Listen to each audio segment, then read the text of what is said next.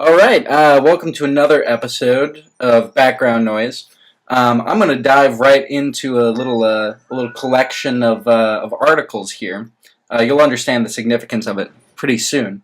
So these none of these are articles that I've written. It's all researched and written by other people. However, as far as I'm aware, this is the first time that this has all been brought into one cohesive space, one cohesive timeline. So that's kind of original.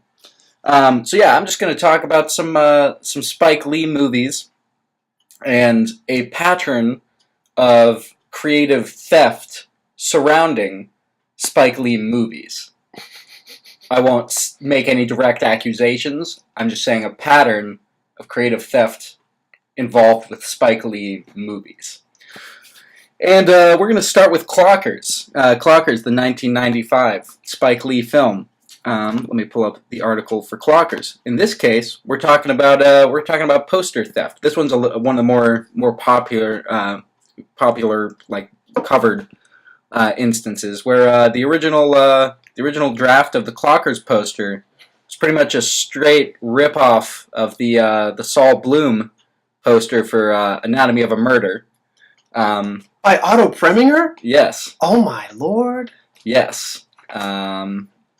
So the designer of the poster initially, was like, oh, it's homage. Saul Bloom did not like that. Did not care for the homage, ripping his poster off. So they made some little changes. Those changes were putting some bullet holes throughout on the poster, which I guess got it to the point where it was no longer copyright infringement, but still not exactly enjoyed by Mr. Bloom. So that's instance one of just kind of taking something else that someone else had done and just repurposing it for his own film, the Clockers poster. We'll move on to Girl 6, the 1996 film, the very next year. In this case, it's song theft is the accusation in this particular instance. So there's this man named James Brandon who was a musician during the time, and I guess was on tour and was approached by by Spike Lee's uncle, who picked out a particular song that he liked that they'd been singing. Spike is doing another one of his joints. I think this song might be perfect for it. I'm going to play it to him, and if he likes it, maybe I'll come back to you, and we'll make something out of this. And then nothing happens. So James Brandon kind of forgot about it until Girl 6 came out, and his song "Phone Sex" sounded shockingly similar to the Prince song that is dominantly featured in that film. So he became quickly concerned that he held no accusations against Prince. I know about He was this. not concerned about Prince stealing his music. I know about this. But he was concerned that Spike Lee's uncle or some other individual associated with the film had basically just played Prince that song and been like, do something kind of like this. And it kind of gotten out of hand. So, yeah, you know about this. You I know want to about dive this. into some more details? So I don't know if that sounds correct because I'm trying to remember what the song is, because I think there's more than one. There's like a Vanity 6 song which is featured on the soundtrack. That's also like a Prince project, and there might be more than one. I'm trying to forget what the name of the song is. Yeah, but if I can remember, I can tell you for a fact that the song was either written before this could have occurred. Okay. So that's more of a misunderstanding, or maybe the other way around, that James Brandon was just plagiarizing Prince. It's possible. Depending on, again, if I knew the name of the song off the top of my head, but I am aware of this controversy. Okay, so that's number 2. That's accusation of creative theft, number 2 for Spike Lee joint. Now we're going to skip ahead several years. We're all the way up to 2013 now. The revenge film, Old Boy. Oh boy. And we're back to talking about poster theft. In this case, they hired someone to do kind of like some spec posters, some spec designs. And he did a few different drafts and sent them, here are some ideas, here's like 3 different concepts I have for the poster. And they came back and they said, oh, we really like this particular one. We're going to go ahead and go with that. Here's how much we're willing to pay you. And when he saw how much they were willing to pay him, he said, you know what, that's actually insulting. I've never been paid that low, and I've been, in the industry for X number of years. This is kind of like a big, a well-known director, too. Like, you should be able to afford to pay me better for the poster. They essentially said, go screw yourself. And then a few months later, the poster comes out, and would you believe it? It's the exact same concept. It's obviously differently designed. They have the actual actor in there. But it's the same concept of this guy kind of coming out of a chest in the middle of a field, and what else you would expect on a poster, title, and so on. The designer of that poster threatened lawsuit. I believe it was settled outside of court. So that's instance number 3 of accusation of creative theft. All the more ironic. Surrounding a Spike Lee joint. All the more ironic, considering that it is in and of itself a remake of another much better movie. Oh, I didn't know that either. Old Boy. It's a Korean movie. All right. The Korean version's very good. Does it have this for their poster? No. All right. Now we'll move up to a particularly divisive film. Sure. His most recent feature film, as far as I don't think he's made another one. No, he's made another one more recent. Okay. Wait, maybe yes. We're not sure. Anyway, the last Spike Lee joint that I saw would be Chirac from 2015, and the accusation here a little more encompassing, whereas the filmmaker of a 95, 96 something film called Miami Tale. Are you familiar with this one? Sounds familiar. Yeah. Essentially accused him of ripping off the entire film. Miami Tale is a modern retelling of the Lysistrata Greek tale of women refusing their men's sex until they stop warring, or as he said it in black communities in Miami, stop gangbanging and you can start having sex with us again. He wanted to go to court over this one as well because essentially was like, that is your entire movie is my movie. Of course, there's nothing explicitly illegal about doing the same movie because if you're not ripping off any explicit elements. Right, because it's technically just a remake of a really old story at this point. Right, exactly. Yeah, the Greek it's not tragedy. Greek comedy is public domain, so obviously anyone can do an urban retelling of it if they want to. And it's quite possible that both men came up with the same idea separately. The only thing that lends itself to genuine artistic theft is the tagline for Miami Tale was "No peace, no peace." And those of you who saw Chirac may remember that while the line "No peace, no peace" never appears in the film, they say "No peace, no pussy" consistently throughout the film. Nonetheless, the tagline on the poster was "No peace, no peace." So, 4 instances prove nothing, and none of them really have gone anywhere in court, any sort of, ruling on it. But it does tend to suggest maybe a pattern of creative theft surrounding Spike Lee joints. Also, again, ironic, considering that another director he frequently likes to attack in the press, Tarantino, is probably cinema's greatest plagiarist. It's true. In every sense of the word. That's true.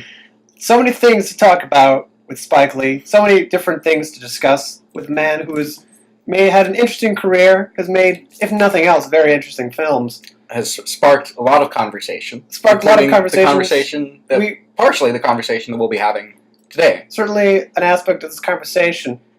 And of course, how appropriate it should be that on an episode where we openly discuss Spike Lee, that we should be watching a Spike Lee film. That's right. How inappropriate that we should be discussing probably one of his least controversial films. Yes.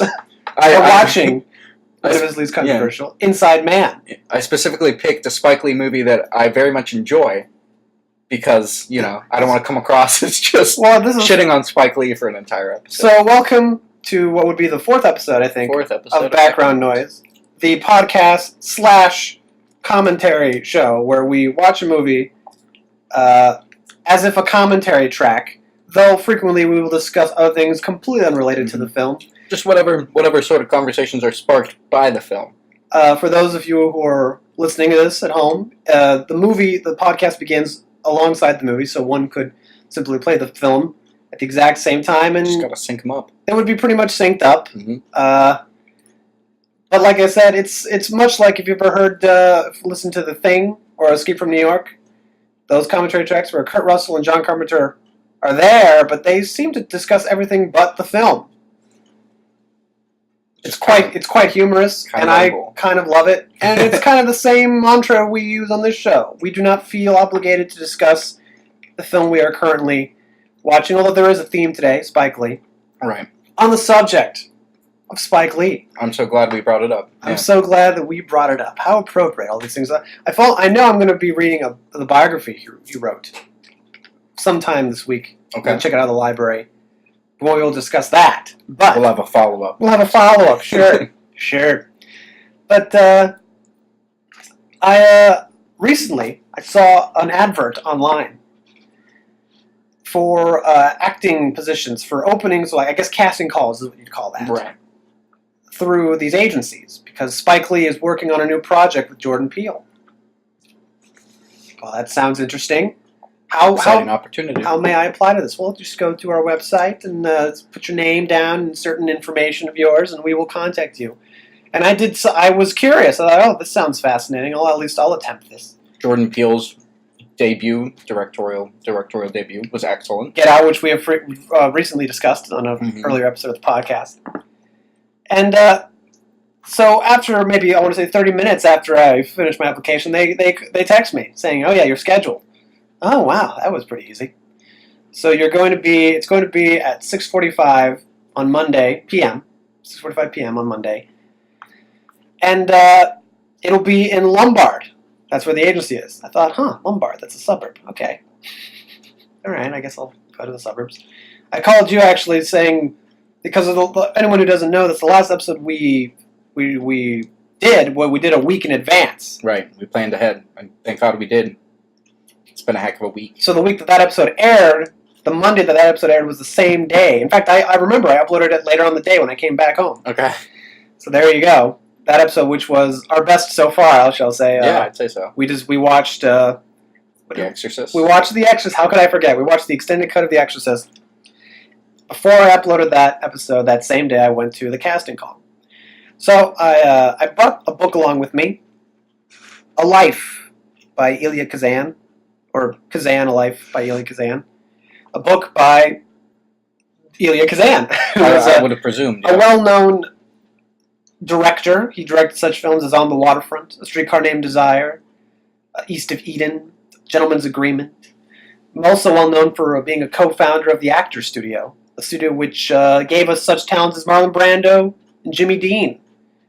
So he knows something about acting, I guess. It comes. You could make the case. You could make the case. It was coincidental that I was reading this book on such a day, because it's simply what I am currently reading. Right. But how appropriate it became, what I was reading and what I was doing, as we will discuss. I'm very curious. I took two buses. For those of you who don't know, I took one bus going south, a certain point to the, I guess the Green Line. Forget which stop it is, but the Green Line at a certain point. Was the street Lake? It might have been Lake Street. No, it wasn't Lake Street. Well, anyway, I took a bus, a CTA bus, which is Chicago Transit Authority bus, south. Mm-hmm.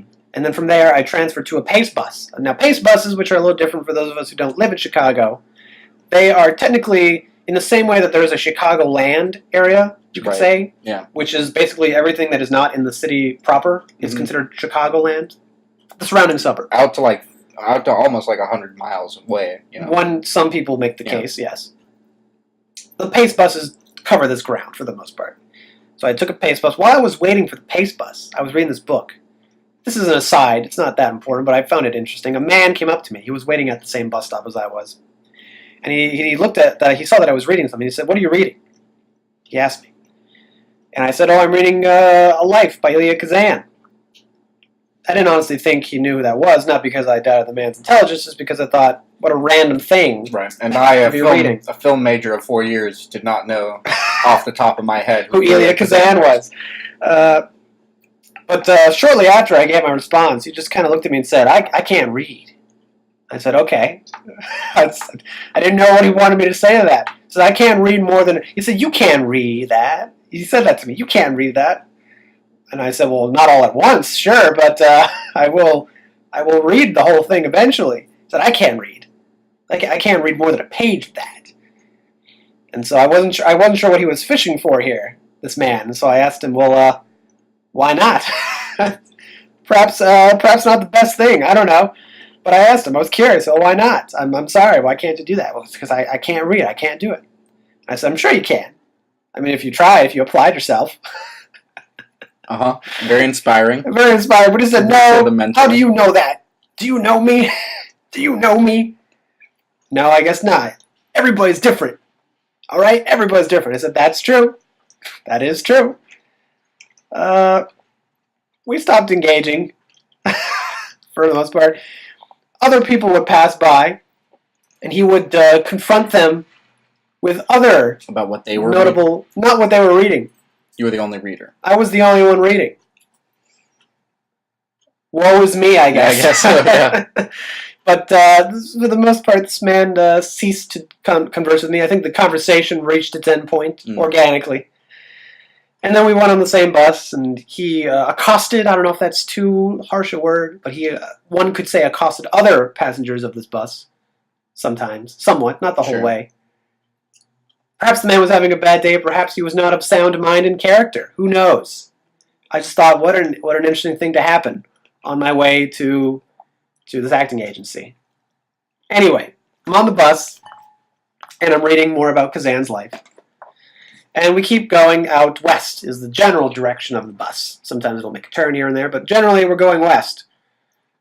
Let me tell you, Lombard, which I've been to Lombard maybe once or twice in a car, I didn't realize just how far out it was from Chicago.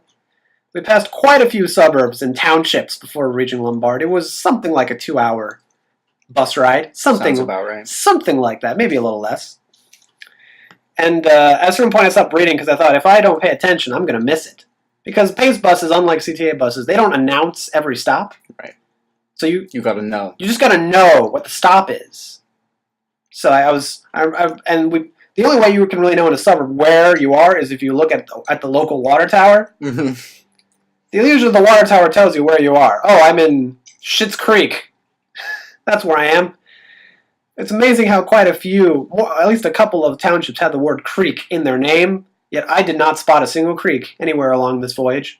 It's funny how we've got like a lot of those like hills or mounts or... Yet I seem not to single the flat land of Illinois. The street that I took going south turns into a street called Ridgeland. And the reason why it's called Ridgeland is that because that street is one of the only places in all of Chicago where there's actually a change in elevation. If you're looking for it, we know a place you can find it. Yeah, it's good. A change in elevation. Not very large change. It's not that steep of a... It's gradual. It's gradual. It's not even... It must be 45 degrees at the most. We'll take it. Yeah. So, it's mostly flat land in Chicago. Mostly flat. And even in the surrounding suburbs, mostly flat. It's not a very interesting state, Illinois. Mm-hmm. But I had to keep paying attention. And of course, it did happen that we passed by the Lombard stop and I got off. And I thought, yep, if I wasn't paying attention, I would have missed this. Because it is so unassuming, all of these suburbs. But we got off. I got off at the stop. Crossed the street. There weren't any lights, of course, because it's a suburb. But the traffic lights are rarer. Mm-hmm. So I just had to kind of play frogman with the traffic. That was nice. I went in the building that the agency was called 9 or 99 agency. I'm not sure because the name, as was given, had spelled out 9, N-I-N-E, 9. Right. Next to it was the numerical version, 9. And I couldn't tell if it was 9 and it was stylized, or if they just wanted to make or if the logo of the agency was next to the word in question, 9, and then the logo of a 9. Right. So it was either 9 agency or 99. I don't know, one or the other. They just wanted to make it very clear to you that it's a 9. Presumably there is some connection, some significance to the number 9. I know not what that could be. Uh-huh. Perhaps they were founded in 2009. Perhaps the organization originally had 9 members, I should say. Perhaps they are a big fan of the 69ers, or the 49ers, I should say, the football team. Different things, 69ing and 49ers. Or maybe they like Nine Inch Nails. That's probably it. And they named themselves after the Nine Inch Nails. I don't know. I'm gonna look. I'm looking this up. Oh, look, myself, there a little bit look of at context. that. Look at that. There it is. It is. In fact, that woman, we're currently looking at the website, and that woman right there in the video, Right on their homepage. she was the woman who interviewed me. Oh, you got interviewed when you got there. Yes, well, here, let me explain the process. This is what I found fascinating. If nothing else, I thought the process will be interesting. We should specify. They describe themselves as the Un-Agency. The Un-Agency. Well, maybe I understand why. Okay. So in the email, they stressed you should dress. Don't be worried about dressing too formally. It should be fashionable but comfortable. Which I appreciate that. I'm going to be honest. Those 2 words, I was very confused by that. That description, because I thought, well, in my life, it tends to be the case that the more fashionable I try to be, the less comfortable I am. Mm-hmm. So I do not equate these 2 words together. So I dressed as well as I thought I could without being too presumptuous. And the other people who were there was a gamut. Let me tell you, of the other people. Some motherfuckers were in like sweatshirts and in hoodies and jeans and sneakers. That was the one thing that said, "No sneakers, please." I know that asshole who was wearing sneakers also got called back. For a fact. So this is a bullshit. The ground rules are made to be broken. The ground rules, they want to see. They're just trying to test the field. They're eyeing you, and that is true because we got there. We were waiting in the lobby. When you go in, it's on the 2nd floor of this building, which has multiple offices, a 2-story building, one of those kinds. Gotcha. Mm-hmm. And it's on the 2nd floor, and we got into the office. You go inside. There's just a giant main room where seats are on either side, and then where the front desk is, there's a giant, another aspect of the room to the right of it. So imagine like a kind of L shape to this giant room, and that's how the walls were. There were doors on the other side of the walls, presumably for other smaller offices, a part of the organization, the agency. We all sat down. There was a family that came in with 2 kids, and I offered them my seat because there was 1 seat available next to me, and I was sitting, so I thought, okay, I'll let them give my seats. I thought that was decent. I thought so. A decent thing. No one else was doing it. That's probably the biggest highlight I can say of the night. Is that I did something I thought was decent. That was the good moment. That was the nice moment. We were ushered eventually into another room, which was smaller than the main room, but also big enough to house rows of chairs. Okay. We were all ushered into that. We all sat down. We were filling out this sheet of our information, our basically similar to what we put online, but more detailed. Our home phone number, our cell, you could put down stuff as specific as your height, or technically they would measure you, so that wasn't necessary. And so we filled it out, and while this was going on, there was TV. All the seats were facing a television. What were they playing on the television but The Devil Wears Prada? Were they? I thought, what an interesting choice. Very inspiring. Well, that's the thing. I thought, how intentional is this choice? On one hand, it's a very safe movie to play. I don't know if it's a Nancy Meyers film, but it feels like a Nancy Meyers movie where it's got like a feel-good. Yeah, it's very hard to be offended. It's very hard to be offended by. I suppose if you work in a fashion magazine, you could feel like you're misrepresented. No, I feel like they would feel, oh, this is a film that gets us because it's all about the struggles of being how important the fashion industry is. Right. It doesn't talk down. Meryl Streep's speech about that blue sweater. Stanley Tucci has a similar speech. You think this is just a magazine? No, this is not just a magazine. I can't tell you how many times I've seen that movie because my sister loved that movie. And everyone in my family. I will say this was the first time. I've seen it many times, and I'm kind of annoyed of it. But this was the first time I really appreciated on a script level how well structured the movie was. Mm-hmm. It wasn't until I watched it this time. And believe me, in the time I was waiting, I watched most of that film. Okay. When I got in, the movie was pretty much she was getting hired. Okay, so pretty early in. And when I left, she was already going to Paris. Yeah, that's a large chunk of the film. Pretty close to the end there. I would say I missed maybe 20 minutes of the movie. That's a large chunk. Yeah. That's to give you a frame of reference for how long I was just there waiting. Mm-hmm. But in the middle, in the interim, I was reading, and this woman comes in and she pauses the movie at one point. We're all still there in the waiting room. And she tells us a little bit. I'm assuming she was the person in charge. Okay, running the show. Running the show. At the very least, she was the manager on duty. Okay. I don't know exactly how the hierarchy of this place works. How many offices they have, potentially. I don't know. Maybe this is the only one. She came in, and she was wearing high heels, leopard print leggings. I thought that was a fascinating choice. I thought, what a fascinating choice, leopard print leggings. Fashionable but comfortable. She was wearing, I don't know what you call them, but it's not a sweater, but it was like, it covered the whole body, but it was velvet, so it was see-through. See. You could see her brassiere, her navel. It was a fine navel. I will say that. She paused the movie, of course, the word Prada. To get everyone's attention. Right. She paused the movie. You do get sucked in. I couldn't tell you if the image I was paused on was Anne Hathaway giving one of her many faces, if it was Meryl Streep with her pursed lips, or if it was Emily Blunt being just a little too British. Mm-hmm. She's British, but I could guarantee you that the people who made that movie told her, just be a little bit more British. Do you act British? She says, I am British. They're like, yes, but more British. Not enough. Though. Whatever it was, I don't recall. But she paused it. She explained to us. She said, let me tell you a little bit about our agency. What we do here, blah, blah, blah. She gave a little spiel about what they do. She said how you don't have to be a professional actor, because let's face it, not everyone on TV can act. I was taken aback by the candor of this statement. Wow. Not that I didn't disagree. Right. But I just thought, wow, what a thing. With a strong attitude. What a thing to admit. Yeah. Not everyone on TV can act. So anyone has a chance. She talked about how, don't worry if you don't consider yourself so attractive like a Hollywood star, if you don't feel like you have the glamour, because at the end of the day, they'll always need zombies for The Walking Dead. Again, I thought, good Lord. I don't know how to feel about all of this. I remember just kind of sitting there and taking it all in and thinking, what a way to come off. Anyway, but she seemed nice. They were very practical. They were talking very practically about, as an actor, whether you were trained or not, what they could do for you. And so she gave us a spiel. She said all things like that, what we're looking for in our talent. The best thing to have is a good attitude. No one likes a person with a bad attitude, which I thought, yeah, that makes sense. Solid advice. And then she said, we're going to call you in one by one. We'll have 2 other people coming in to interview you. And that was that.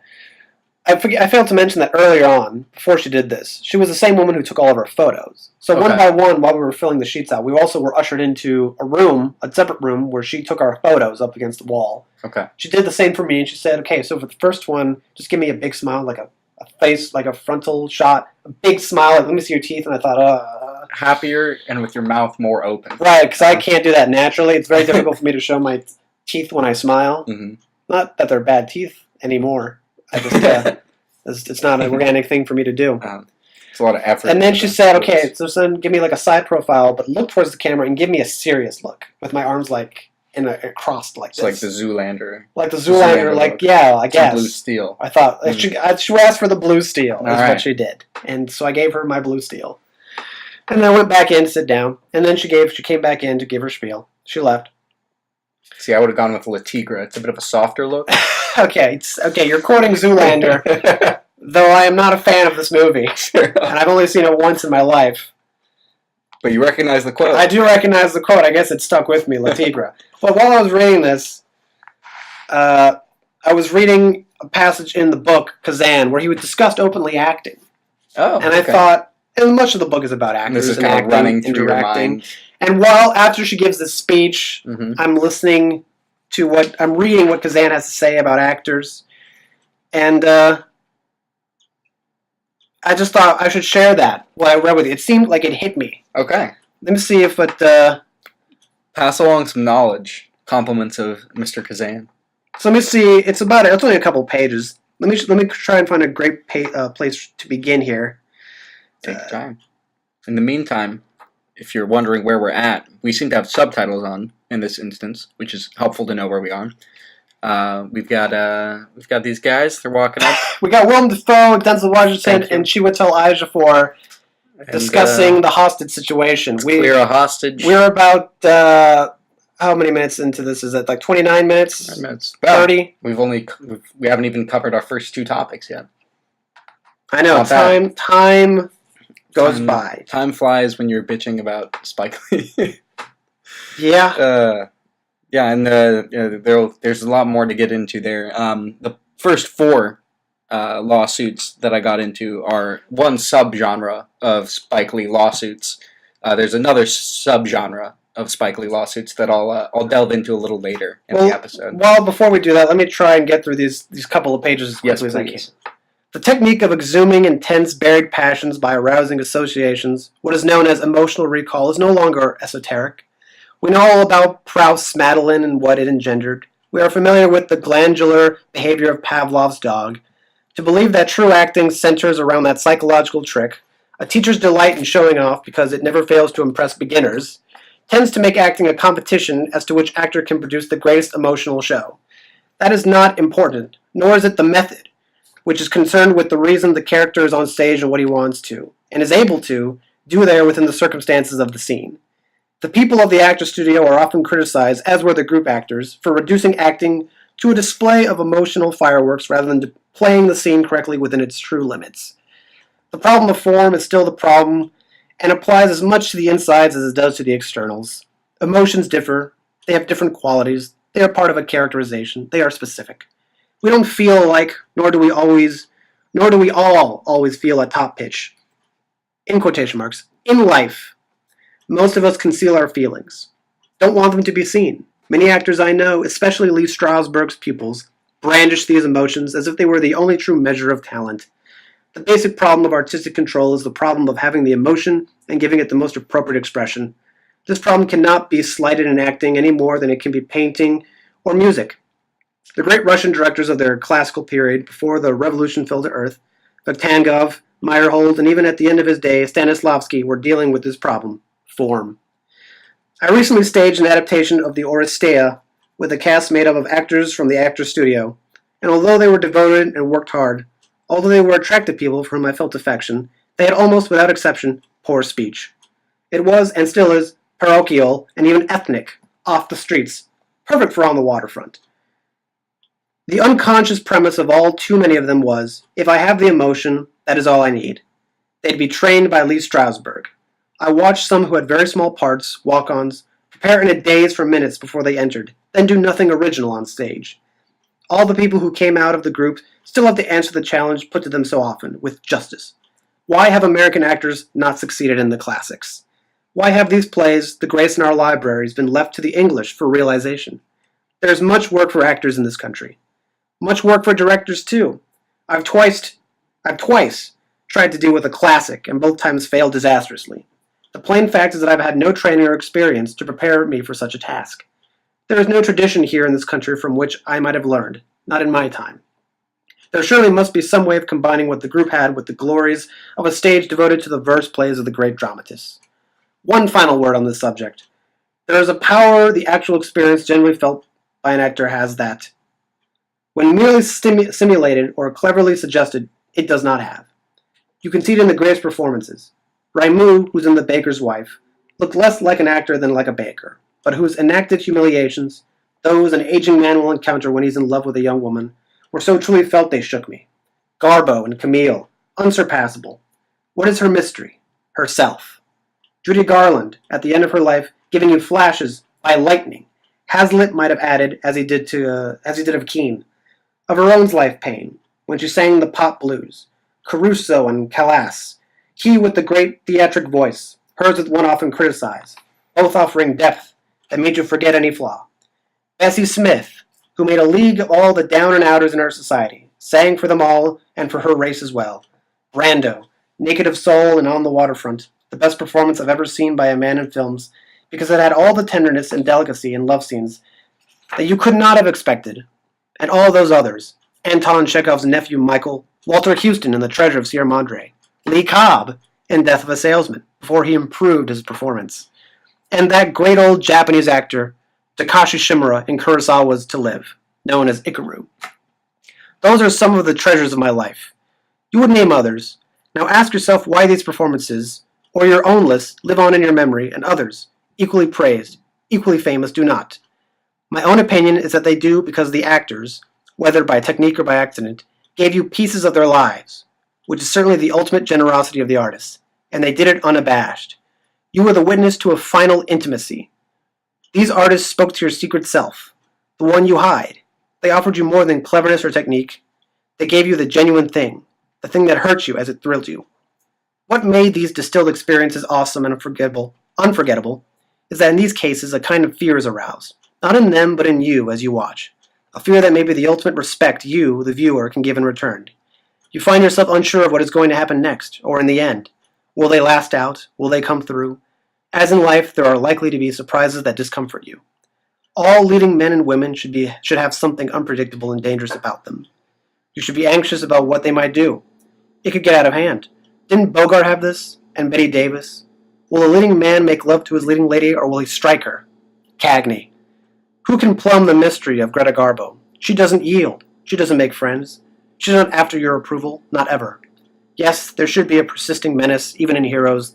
They should be the opposite of housebroken, only partly tamed, not quite civilized, immoderate. Sitting out front or before your screen, you realize you're witnessing a real event, one more real than life. For in life, there are the limits of civilization, the police, for instance. In art, there should be none. You should not know what the outcome will be. You watch apprehensively, as you did Martin Scorsese's Raging Bull, which Bobby De Niro played.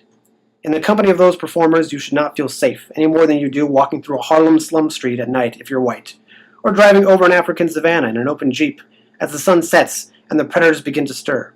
You feel the immediacy that you experience when you watch a terrible encounter in life or read the first act of Richard III.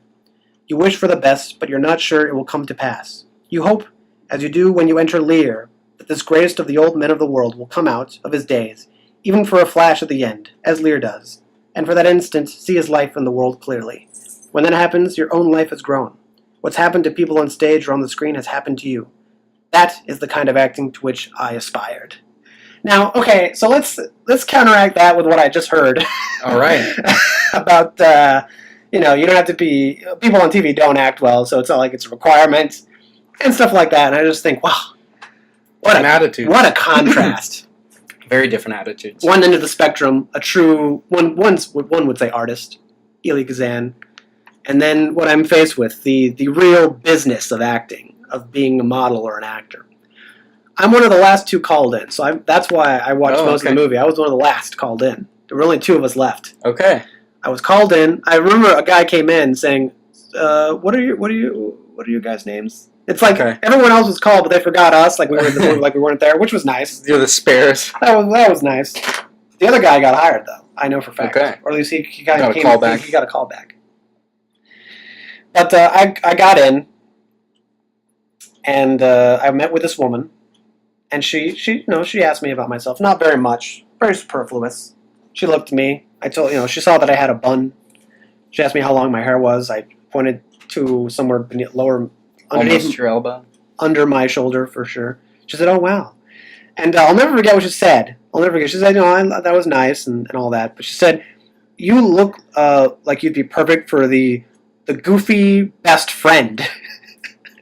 Very charming. I'll never forget that. I could be the goofy best friend. Wow. What a thing to say to someone. Yeah. It was just this is See, if it were me, I would have said, you'd be perfect for the criminal on the street or the fencer. Well, I guess it's a matter of perspective, isn't it? Then again, Ben Affleck was at one point relegated to the goofy best friend, and look what happened to him. It's true. Now he's Batman. So I thought, okay.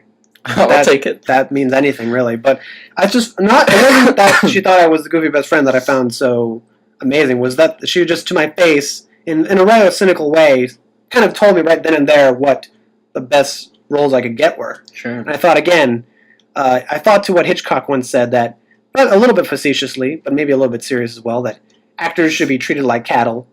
Never more had I felt that notion abundantly clear than here. Being sorted so quickly. Felt like a cattle call. Uh-huh. Certainly, it felt like I was being, and certainly, from the moment they saw me, that's what they do. They look at you and they measure you up and down. They eye you, like animals on a stock, on the stock stockyard. being given away, being bought out to the highest bidder. That's what it was. And she then said, okay, well, we'd be willing to represent you and go further in this process, but you'd have to give us somewhere between, she didn't specify, but she said somewhere in the range from $300 to $500. Like on the spot? Up front. Okay. Maybe not then and there, but the next time I was called in. And I said, no, thank you. And that was it. What are the questions that they asked? Oh, it was, like I said, she asked me, she didn't really ask me questions. It was more just, tell me a little bit about yourself. Blah, blah, blah. So there was nothing very specific about anything like that. I told her what acting experience I had up to that point, where I went to school, all those things. Mm-hmm. And that was that. And she'd say, we'd be willing to represent you for somewhere between $300 and $500 as an upfront payment. And I thought, nope. So in other words, if you'd come in as a man dressed up as a cat, they likely would have said, well, we'd be willing to represent you for X amount of money. It seems like that. I don't know how many of the other people who were there said they would get a call back. Mm-hmm. I don't know. But it seemed like I would. That's what it seemed. That's what it felt like. I couldn't tell if they were just doing that so they could get money out of me or not, but that's what it said. And I said, no, thank you. And so, okay, well, if you want to do this again, if you want to try it again, then it'll be you have to do it, wait another period of 90 days, 3 months before you can do it again. Okay. Just because we get so many requests, we have to go through all of them. I said, okay, fine. I'm not going to do this again. I didn't tell her that, but I thought I'm not going to do this again. And so I left, and I was able to catch a bus. Luckily, it was only 8 minutes away. Okay. A bus going back whence I came. It was a shorter ride going back. It was less traffic. It was late at night. Mm-hmm. Yeah, what time did you get home? What time did I get home? I left that place. I must have gotten on the bus somewhere around 9. Okay. So yeah, it was. And then when I came home, the first thing I did was upload the podcast. Yeah. But I thought, well, much like the lottery, I've only ever bought a lottery ticket once in my life. I can't remember. I was in college when I did it. I thought I'll just do it on a whim, just because everyone should do it at least once. Why not? And I thought if I don't get it, then I'll never do it again. And if I do get it, I'll never do it again because I won't have to. It won't be necessary. Either way, this is a thing that you only need to do once in life. Because as I think it was Mark Twain who once said, it's a tax on the stupid. It really is. Most people will spend so much of their money trying for that. By the time even if you do get it, by the time you've done it, if you're a habitual lottery buyer, you will have spent as much money or close to as much on the amount you've just won. Right. When you think about it. How much you win, yeah. When you think about it, so it's not worth it, I think. And just like that, I did this for the experience, to see what this would be like. And I got my taste, and I thought, I never need to do this again. Which isn't to say that I wouldn't like to do acting, but it is to say that I would never go through these channels again. Audition I would never get an agency. I would not want an agent. I don't want an agent. That's what I just determined. I do not want an agent. Stuart Gordon, a director of films like The Reanimator, From Beyond. I don't know if you know these movies. Yeah. Horror films. Okay. He also wrote Honey, I Shrunk the Kids. Oh, really? I was going to direct it, but he had business meetings with the suits. I see. And he actually he was so flustered and frustrated by what they would say and how they would talk, he got a nosebleed in one of the meetings. Oh, really? He said, I can't do this. That's interesting. I can't be a part of this. This is unhealthy. His mind does not work in that way that the suits would want, nor does mine. Mm-hmm. And so this is something that I don't think I'll ever do again. All right. And this was, of course, for the Spike Lee, Jordan Peele project. Right. So I guess the moral of the story is fuck Spike Lee. Yeah, that's what it all circles Spike back Lee. to. And that's my story. Interesting. Yeah. So that's your one time trying an agency. Yeah. All right. Is it something you think everyone should try? Doesn't seem like a very good experience. I'm sorry, what was the question? You're saying that you think everyone should try having getting a lottery ticket once in their lives. Yeah. Should everyone try auditioning for I'm probably if you have, considering what I just went through, if you have just $500 to spare that you want to throw away on something, if you're looking to throw around $500, right? There'd be worse things than getting involved with an acting agency. Uh-huh. Maybe you could spend that same amount of money on 25 Mexican piñatas. That's a good point. I couldn't tell you which is a better buy. Which is more bang for your buck. 25 Mexican piñatas or becoming a member of an acting agency. I couldn't tell you. Going for a callback, right? I couldn't tell you. That's all I have to say about that. I didn't realize that there were places that did upfront signing fee. I don't know what you would call that. Well, I guess I was aware it was mostly percentage based. Well, I guess to become a part of an agency, you have to pay an upfront to be represented by them. They charge you upfront. I've never tried to do such a thing. So that was the one thing that I thought. All these people who work here, they seem attractive enough. Case in point, this lovely lady. And I thought, why don't they do the acting? And then Witcher thought, oh, but they're smarter than that. They realized they can make more money representing the actors and taking their money from them than if they did it themselves. These people are smart. Put your name on a list and the music men of our time. Yep. Let me add your name to this little list of people I have, and that'll be $300 for you. Sure. That's unpleasant. In an alternate universe, cynical. in an alternate universe, I paid the money. I had the money, and I eventually would get hired on the Spike Lee joint and become the hippie, goofy best friend of whomever the main character was. That could be your life. Is that a better life for you? No, not necessarily. I was going to say. Because then I would have to not insult Spike Lee. Yeah, that's trouble. That'd be very hard to do. It's hard to do. Every time he would tell me to do something, he would order me to act in a certain way. I'd say, okay, whatever you say, Spike. I mean, you directed Mo Better Blues. You directed A Bamboozled. And you directed The Sweet Blood of Jesus, but I'll take advice from you about how to act. Sure. Actually, Mo Better Blues is a good movie. But The Sweet Blood of Jesus ain't. It's not. Nor is Bamboozled, so. I've seen neither. I'm happy to say. So, yeah. All right. So that's your story about auditioning for a Spike Lee joint. It was your birthday this week. It was my birthday this week. 23 years of life. Mazel tov. So far. Maybe 23 more to go. My father's birthday was just a few days later. Oh, really? My father's. Which day? 22nd. 22nd. It's a good day. We went, we ate, we dined at Uncle Julio's. So it was yesterday? Yeah, well, that was, we celebrated on Saturday, but yeah, yesterday gotcha. Yesterday was the actual birthday. Uncle Julio's? And then we went to a ballet later that day. We went to the Joffrey Ballet. Did you? Downtown to the Auditorium Theater, next to, the Congress building at Columbia. And we saw Giselle. That's a pretty elegant evening. I don't know if you've ever seen Giselle. I have not. Or know of Giselle. I'm vaguely familiar. Would you like me to tell you the story of Giselle? Walk me through Giselle. Let me finish this Oreo cookie first. Yeah, that's important. It's delicious. Did you get, dressed up for it? Did you dress a little fancier for the ballet, or... I got one friend who goes to the opera a lot, and he says that that's his favorite part about it, is just going, in a suit to do something in the evening. About as fancy as I did for the acting thing. Okay. Fashionable but comfortable. Fashionable but comfortable, exactly. No sneakers. No sneakers. No sneakers. Maybe they were moccasins. Boat shoes. Anyway. Uh-huh. The story of Giselle is an old one. It takes place along the Rhineland. Couldn't tell you if that's medieval France or medieval Germany. It's medieval something. We are in a small provincial town. Right. There is a young woman, a young girl named Giselle. Who lives in said town. Okay. With her mother. She is of frail health, I guess, of a frail mind.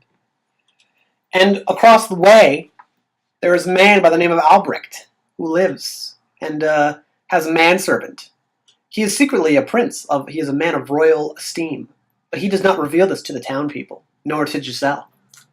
Sly bastard. But Giselle has many suitors, gentlemen callers. A notable one, Hilarion, a man who, in this version of the ballet, because there are many different versions, obviously, although the story is pretty much the same, he drops flowers at her door, and he walks away.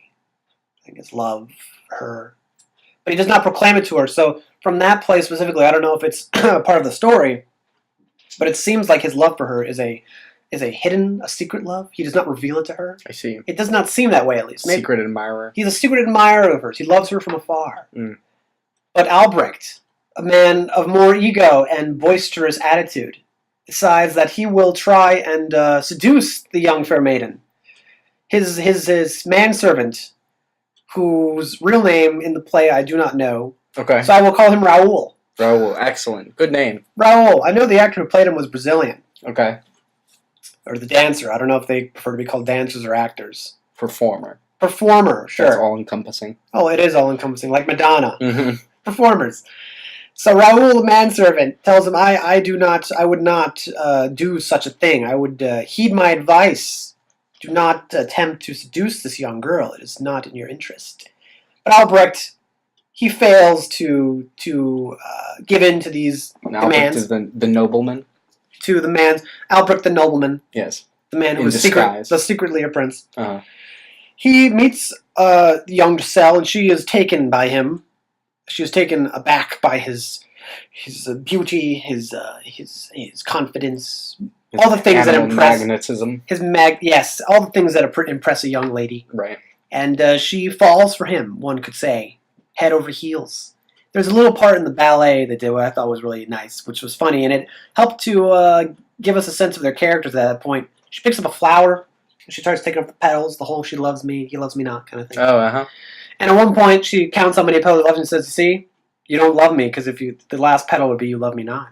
And then when she's not looking, he fucks with the flower and takes off a couple and says, and then he'll count them again. Very sneaky. Yeah, you see? Which was, that got the biggest laugh out of the crowd. Hilarion did not approve of Albrecht, obviously. Right. Another man coming in to steal his beloved, potential beloved. He confronts Giselle and says, what do you do with this guy? He's a stranger. He's a schmuck. We don't know who he is. Look at this schmuck. We don't know this guy. What are you doing? Right. She's like, I like him. What can I tell you? What can I tell you, Hilarion? Hilarion sets it about, so he puts it upon himself to reveal this man's true nature. He says, there's something this guy is hiding. I'm going to find out. He sneaks into his cabin, his place of rest. And while this occurs, a royal cavalry comes into the town. And there's, I don't know if she was a princess or what you'd call her, but a woman of fair royal standing. Stature. And Giselle is taken by her wardrobe.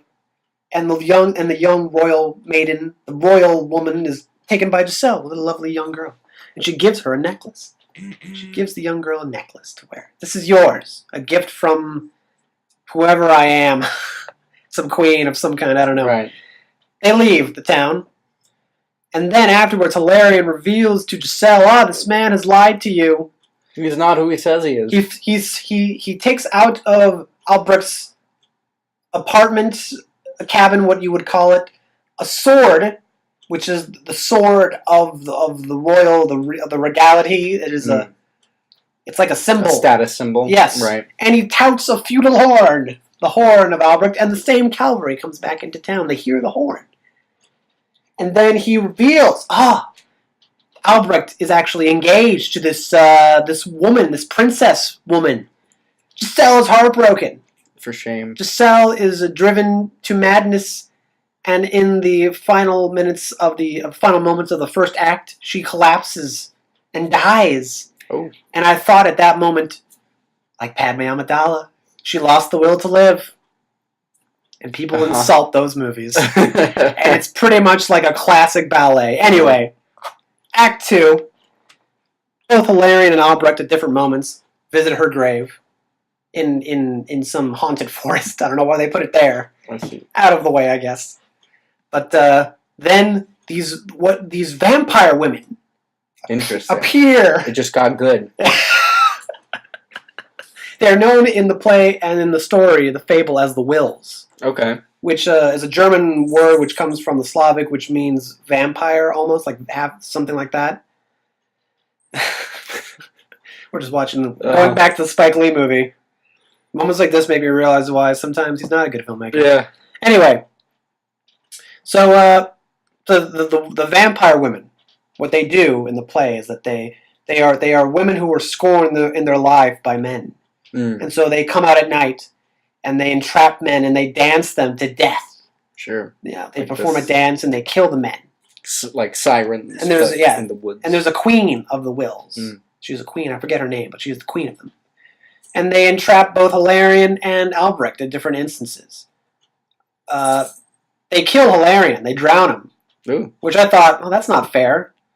Hilarion didn't do anything wrong. He was just a man seeking the truth. He sought the truth to try and convince Giselle. Journalist. And he felt bad about her dying. He didn't want that to happen. Right. So I thought that's bullshit. Yeah. Albrecht should have died. Yeah. But of course, Giselle is still enamored with him even after death. The ghost of Giselle appears, and before they can kill Albrecht, she says, "No, I Leave shan't. him be. I refuse. Leave him be. We get a nice, long, intricate dance number. And basically, the way the play ends, the story ends, is that Giselle refuses to give in to hatred, which is what the Wills do. She refuses to give in to her hatred to kill Albrecht. Revenge. She lets him go. She forgives him. And in doing so, her spirit is free. She's no longer from the Wills. She is free to move on into the afterworld. And the play ends with Albrecht at her grave mourning her death. But that's how the play ends. That's how the ballet ends. And I thought, bullshit! In my version, Albrecht drowns the fuck out there, and Hilarion gets out.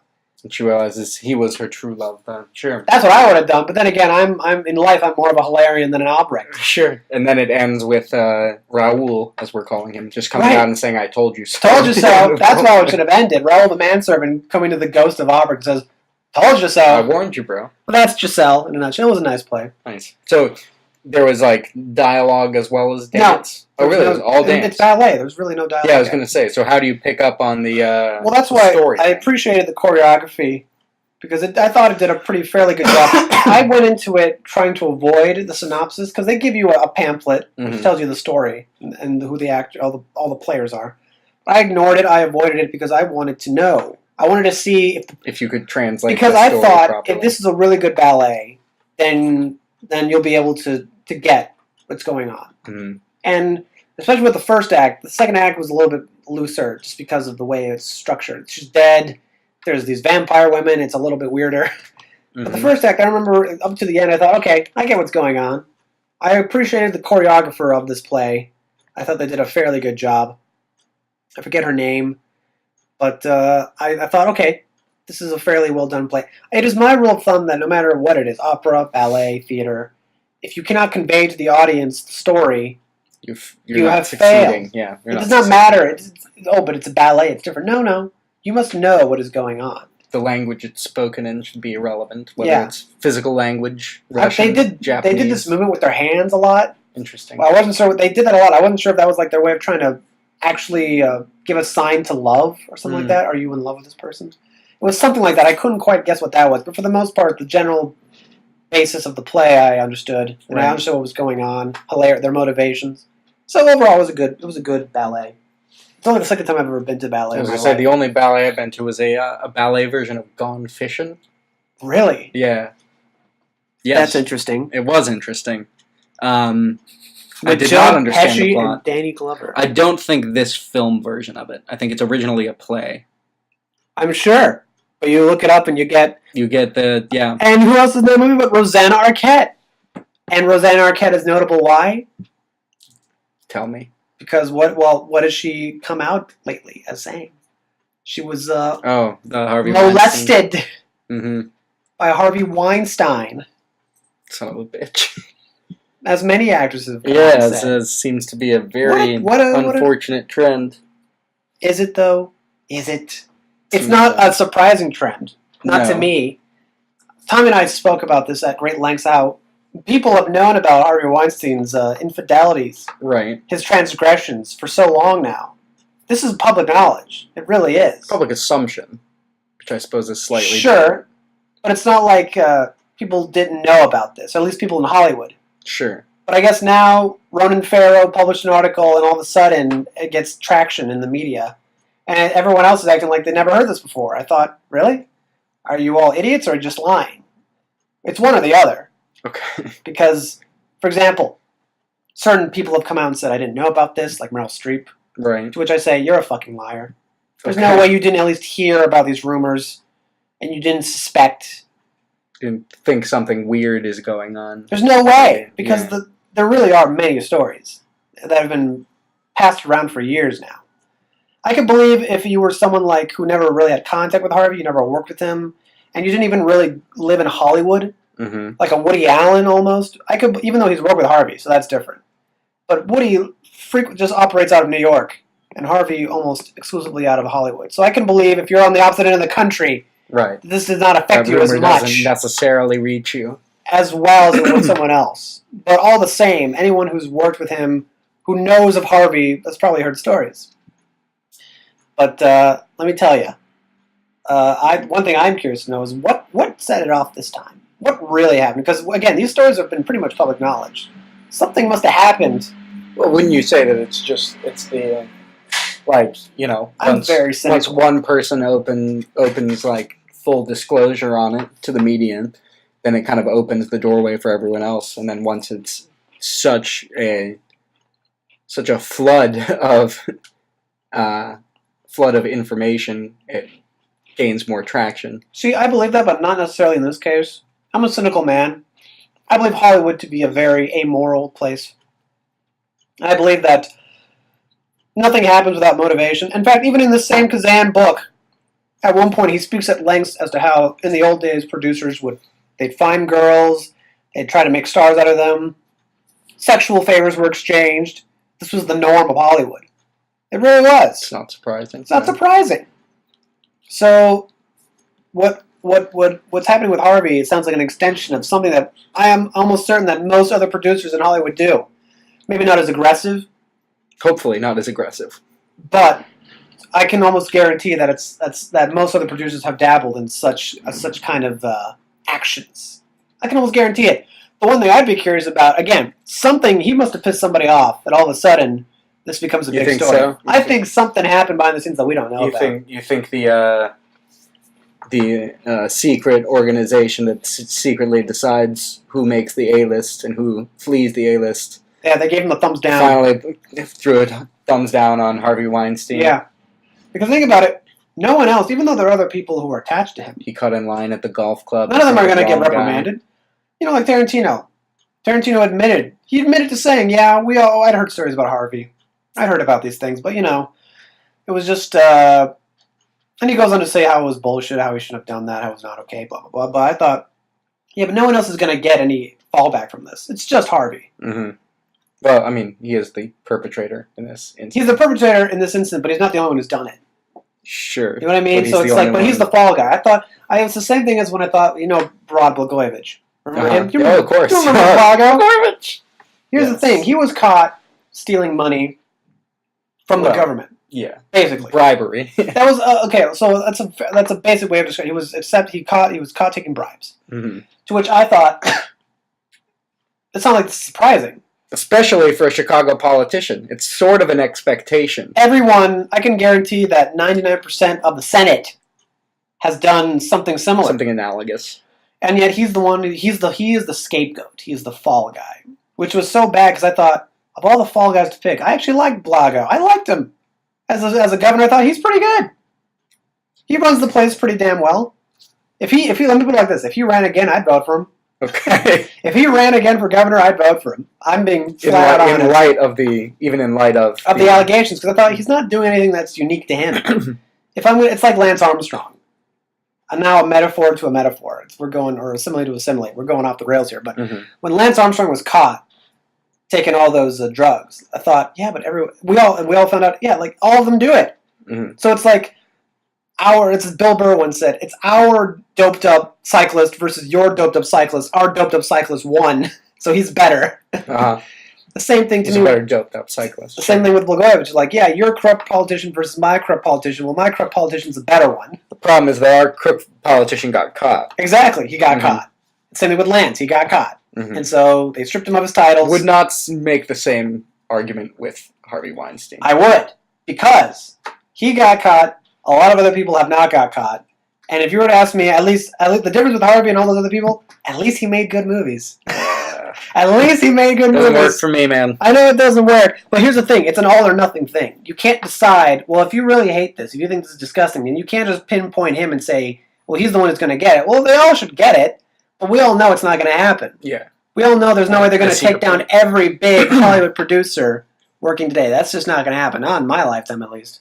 Probably not. It has. You have to admit though that it has already spitballed a little bit. What's going to happen is that it's not going to go away though. In the director of Amazon's new media channel. Yeah. What's his name? I forget his name, but I know what you're talking about. Also was removed from his position after that led to allegations coming against him. What's going to happen is that people are going to become smarter about this. They're going to become more sophisticated, and they're going to try and hide it better. That's what's going to happen.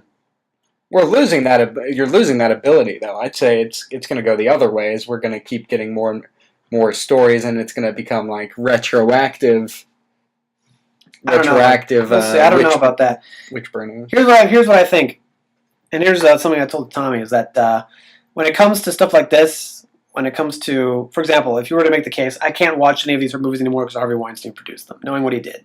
The same thing that was said about Polanski, Woody Allen. Mm-hmm.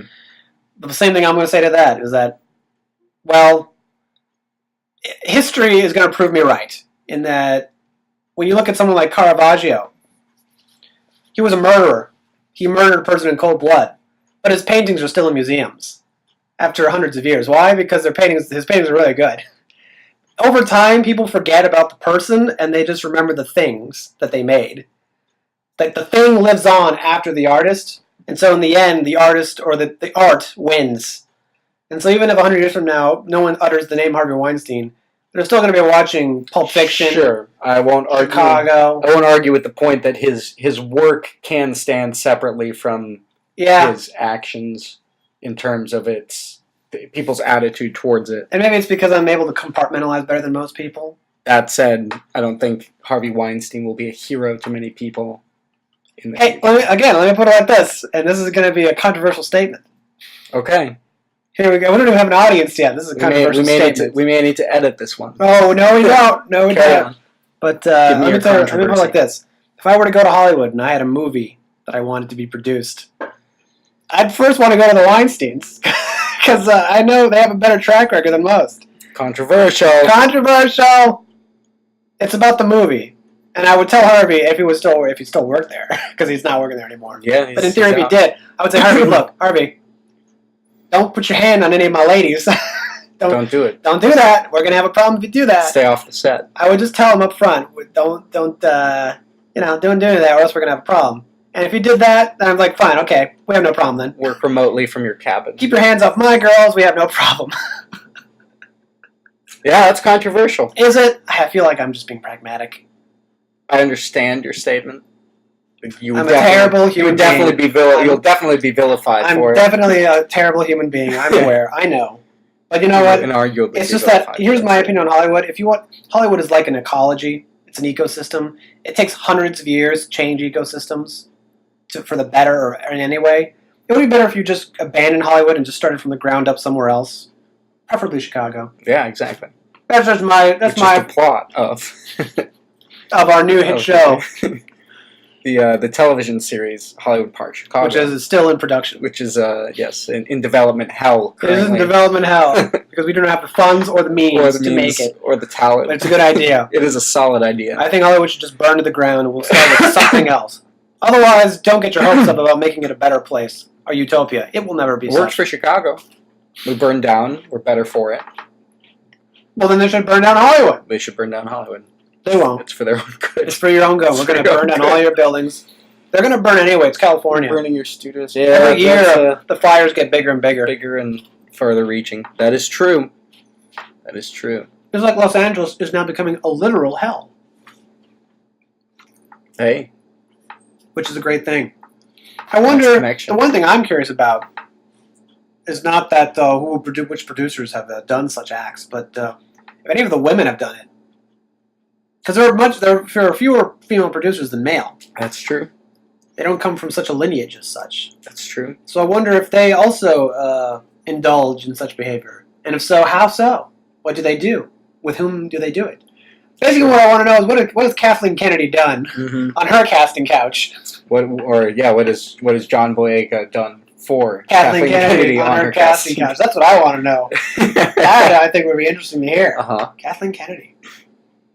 She did some very naughty things with the young stars of E.T. Let me tell you. Oh my God. That's why they didn't work in the industry afterwards. Oh my God. They were scarred. I'm making a terrible joke. My hand is in my hand. For those of you who can't see me, which is everyone. I don't know why I keep saying for those. I know who you are. It's all of you. I can see you, and that's about it. I should just, whenever I say for those, I should just say for Tommy Mitchell. For Tommy Mitchell. How can we forget? Mitchell. He is our loyal audience. Our audience. Our loyal fan base. Our diehard fan. You said you had more to discuss with Spike Lee. Feel free. Yes, good. Speaking of other people who don't primarily reside in Hollywood, but interact in that world very much, back to Spike Lee. Oh, I thought you were going to bring up Woody Allen, but okay. Well, it's similar. Better analogous. Better actor and Better. director. All right. So, the first Spike Lee film, Spike Lee joint. I'm sorry, I should use his word when the only person uses it. Spike Lee joint. Yeah. The first Spike Lee joint that we watched together would be Do the Right Thing. Oh, It was yeah. the last film we watched in our MIA class together. Speaking of controversy, what a controversial film. Speaking of controversy, an album by Prince, who did a song. Right, Girl 6. It's all connected. It's a whole messed up pot in there. So there's from at least the conversations that I have had and heard, obviously one of the more contentious points in Do the Right Thing is the final scene where Mookie throws the garbage can through the window of the pizza place, starting the riot. That kind of wraps up the climactic moment in the film, and the question always posed, did Mookie do the right thing? Was that the right thing to do? Is it the right thing? Did he do the right thing? Does it matter? The argument from the people who say no would be, he's inciting violence and also targeting the, misplacing the rage at the pizza place that should be directed at the abusive and pretty clearly racist cops. So it's misplaced rage, which is a really interesting thing to talk about and debate. So I don't want to get into it at all. Of course. So what I'd rather do is kind of recontextualize that same argument about misdirecting justified rage about a racial injustice. But let's frame it in the context of Spike Lee's own life. With yet another installment of Spike Lee lawsuits. Another installment, because this is a recurring segment we're going to do on the show now. Yeah, we're going to talk about Spike Lee lawsuits a lot. Spike Lee sucks segment number 2. We'll be sure to do it every week now. This week's installment of Spike Lee sued. That's what we need is segments. All right. So I'm going to talk about an entirely separate Spike Lee lawsuit. This coming from March of 2012, which many may remember was around the same time of the infamous George Zimmerman, Trayvon Martin incident leading to or murder, really, let's call it what it is, leading to the trial where George Zimmerman was acquitted for said murder. So I guess murder allegedly. Alleged murder. It's an alleged murder. An alleged murder. So in this particular instance, and you'll see why the analogy to the last scene of Do the Right Thing fits. Shortly after the incidents or the surrounding rage against George Zimmerman after this all came into the limelight, Spike Lee tweeted out a short little message on his official Spike Lee Twitter account that just said George Zimmerman ... and posted the physical home address supposedly of George Zimmerman. The one problem being that it was not the home address of George Zimmerman. It was probably the other Zimmerman who does the Men's Warehouse commercials. Yes, it was you got the wrong Zimmerman. It was the McLeans. Not even close. An elderly couple who had retired to Florida for a quiet, simple, retired life, which was obviously inhibited a little bit when mob showed up at their door begging for racial justice. Boy, what do you want from me? What am I going to do about it? What am I going to do about this? So yeah, when I was reading that story the whole time, I was like, what an interesting parallel. I could just imagine. The end scene and Do the Right Thing. I could just imagine. There's so much justified rage, but pointed at the non-direct culprit. Look at you. Of really the navigating this. Yeah, of the inciting incident. So I thought that would be an interesting thing to discuss. That Spike Lee's an asshole? That Spike Lee has got a hair trigger finger when it comes to racial revenge. Look, here's the thing. Even if it was, let's say Sure, let's say that he got the right address. let's say he got the right address. Is that them to still George fine? Is it Simmons. fine in that regard? Personally, I'd say no. I would say it like that too. I would say I would think about it for a second. I'd say no. And the reason I'd say no is because I don't know what you think you could accomplish other than a lynch mob. Right. Which, if that is your goal, then okay, I guess you can accomplish it. I guess you'll accomplish it. Which I guess then in that case, there's no problem. It is understandable, I suppose you would say. Here you go, lynch mob. Yes, to just say clearly, the U.S. justice system is not handling this the way that we as a people have come to rely on. So here's your opportunity to do something about that if you so choose. So understandable, but yeah, okay. I would also say no. Another problem about Spike Lee, and I think we can go back to Do the Right Thing when it comes to this. They do the right thing in that scene where they trash the pizza place. There's that point where you have the two quotes, one from Malcolm X about why violence is okay, and then one from Martin Luther King about what violence is not okay. And in that way, it was him trying to illustrate the ambiguity of the scenario, right? How both things can be okay and not. And how Malcolm X and Martin Luther King were two men on the opposite ends of the spectrum. Although closer to his death, Malcolm X tried to be more, he was less aggressive in his methods. But that's besides the point. The point is that this is coming from Spike Lee, though. And the thing about Spike Lee, he's not militant or anything like that, but he is a man of obvious political orientation. Mm-hmm. So it's very hard for someone to watch that movie and appreciate it for what it's trying to do when you know the voice behind it. Right, it's hard to buy any sense. It's hard to buy into that ending. Buy any sense of ambiguity when he if tweets there's out a fucking, such an unambiguous and vocal, power behind it. So it just kind of pulls the carpet out from the movie, I think. Mm-hmm. But then he also makes the point. He's been very vocal about this. Is that when people ask, "Did Mookie do the right thing?" He only ever gets that question from white people, and that black people, they never ask about whether or not he did the right thing because. At the end of the day, property was ruined, but a black guy was killed for no reason. Right. That's what matters. To which I say, well, you did a bad job then, Spike. Yeah. You did a poor job of illustrating that, at least to a white man. Because what a shame that both of us are of the same racial persuasion. It is, yeah.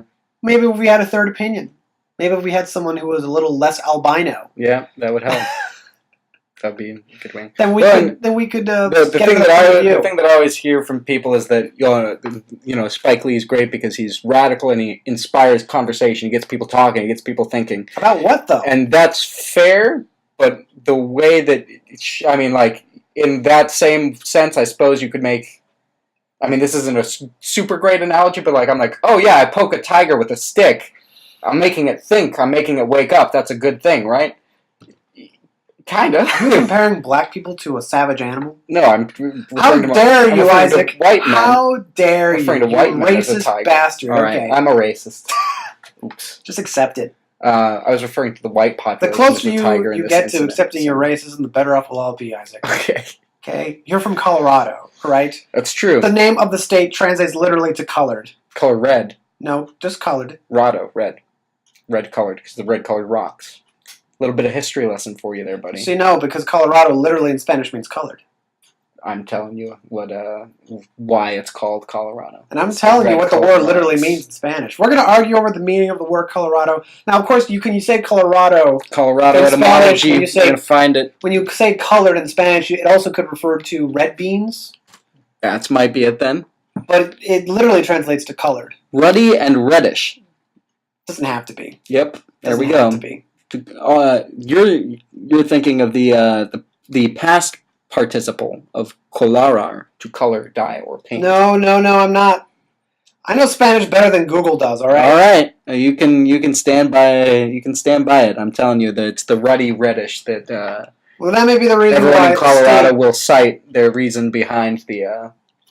The point I'm making is that it's really irrelevant. The point I'm making is that you're racist. Right. I was going to say it's all just now you're arguing semantics. I'm arguing semantics. What was I going to say? That you're a racist. Oh, yeah, right. After that. Okay. What else?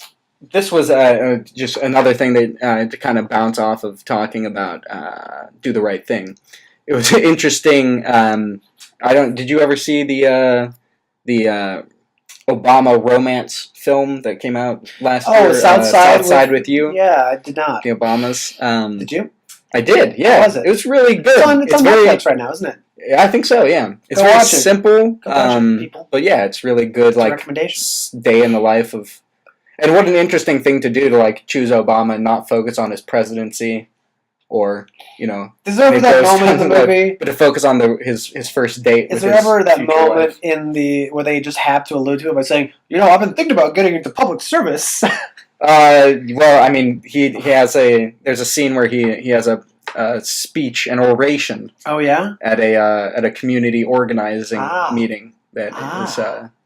Fascinating. Yes, is very, very much alluding to his future aspirations. Okay, all right. But the interesting thing, I'm not sure. I think it is true because I heard an interview with his boss at the law firm that he was working at. Oh, not with Barack. Regarding the film South Side with You, regarding the film South Side with You, and I believe it is accurate that that first date, the movie that they went to, was Do the Right Thing. Oh yeah. And in the film, I imagine that most of this, if not all of it, is fabricated for the sake of the film. But his bosses, who are wealthy white lawyer and his wealthy white wife, shocking, come out and see that Michelle and Barack have been at the movie as well, and they talk a little bit about what were your reactions to do the movie, and the white lawyer is saying something. He's like, why would Mookie do that? Why would he throw the garbage can through the window? And what is Barack? Mr. Barack Obama's response?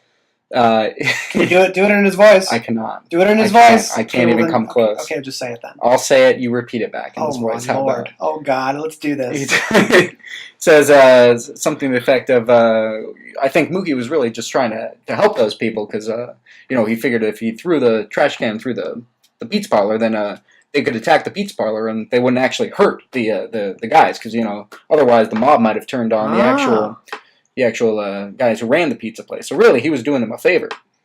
Well, I think that Mookie was trying to help Danny Aiello so that he didn't get attacked by the mob, and they took their misplaced anger and took it out on the pizza parlor.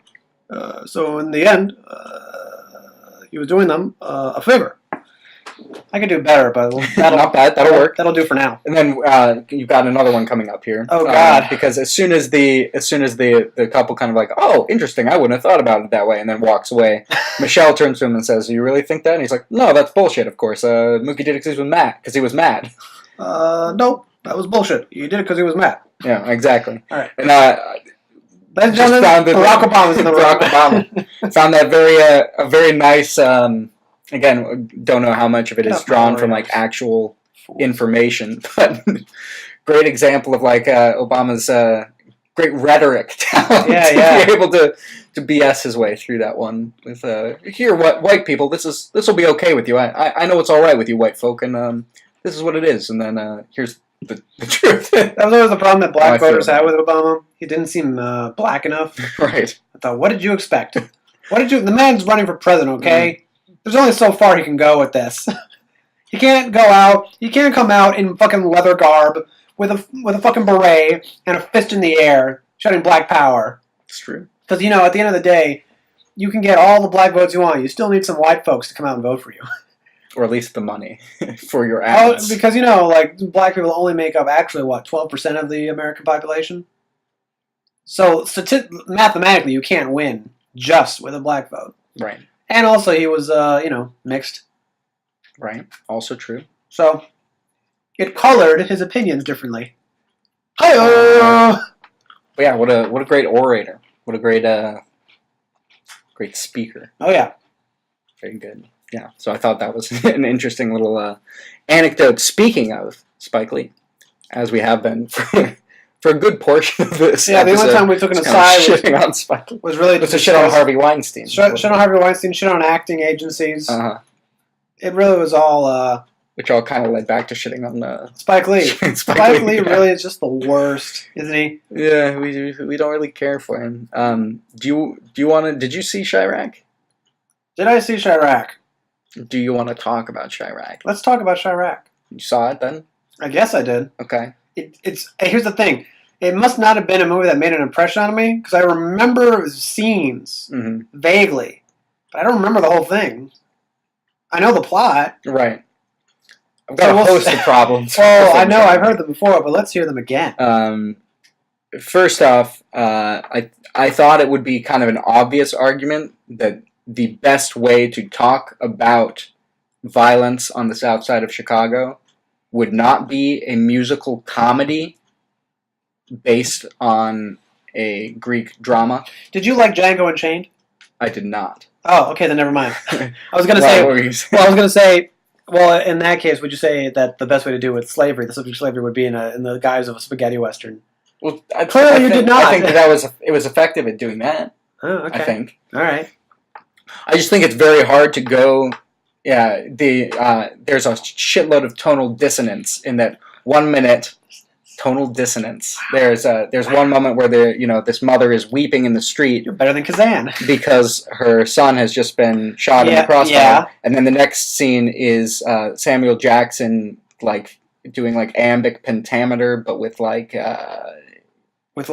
jive, urbanized, in his pimp suit, urbanized diction, word choice, followed by a musical number led by John Cusack, and then a praise choir. The gospel scene. Yes. It reminded me, whenever Samuel Jackson would come on, it reminded me of those Capital One commercials he did where he would quote Shakespeare. Okay. Do you remember those? No. He would hold a chicken. I remember he held a chicken at one point, but he would do that. I just thought, what's a weird thing for Samuel Jackson to be doing, quoting Shakespeare and holding a chicken while talking about Capital One? That is odd. That's what those scenes reminded me of. Capital One commercials.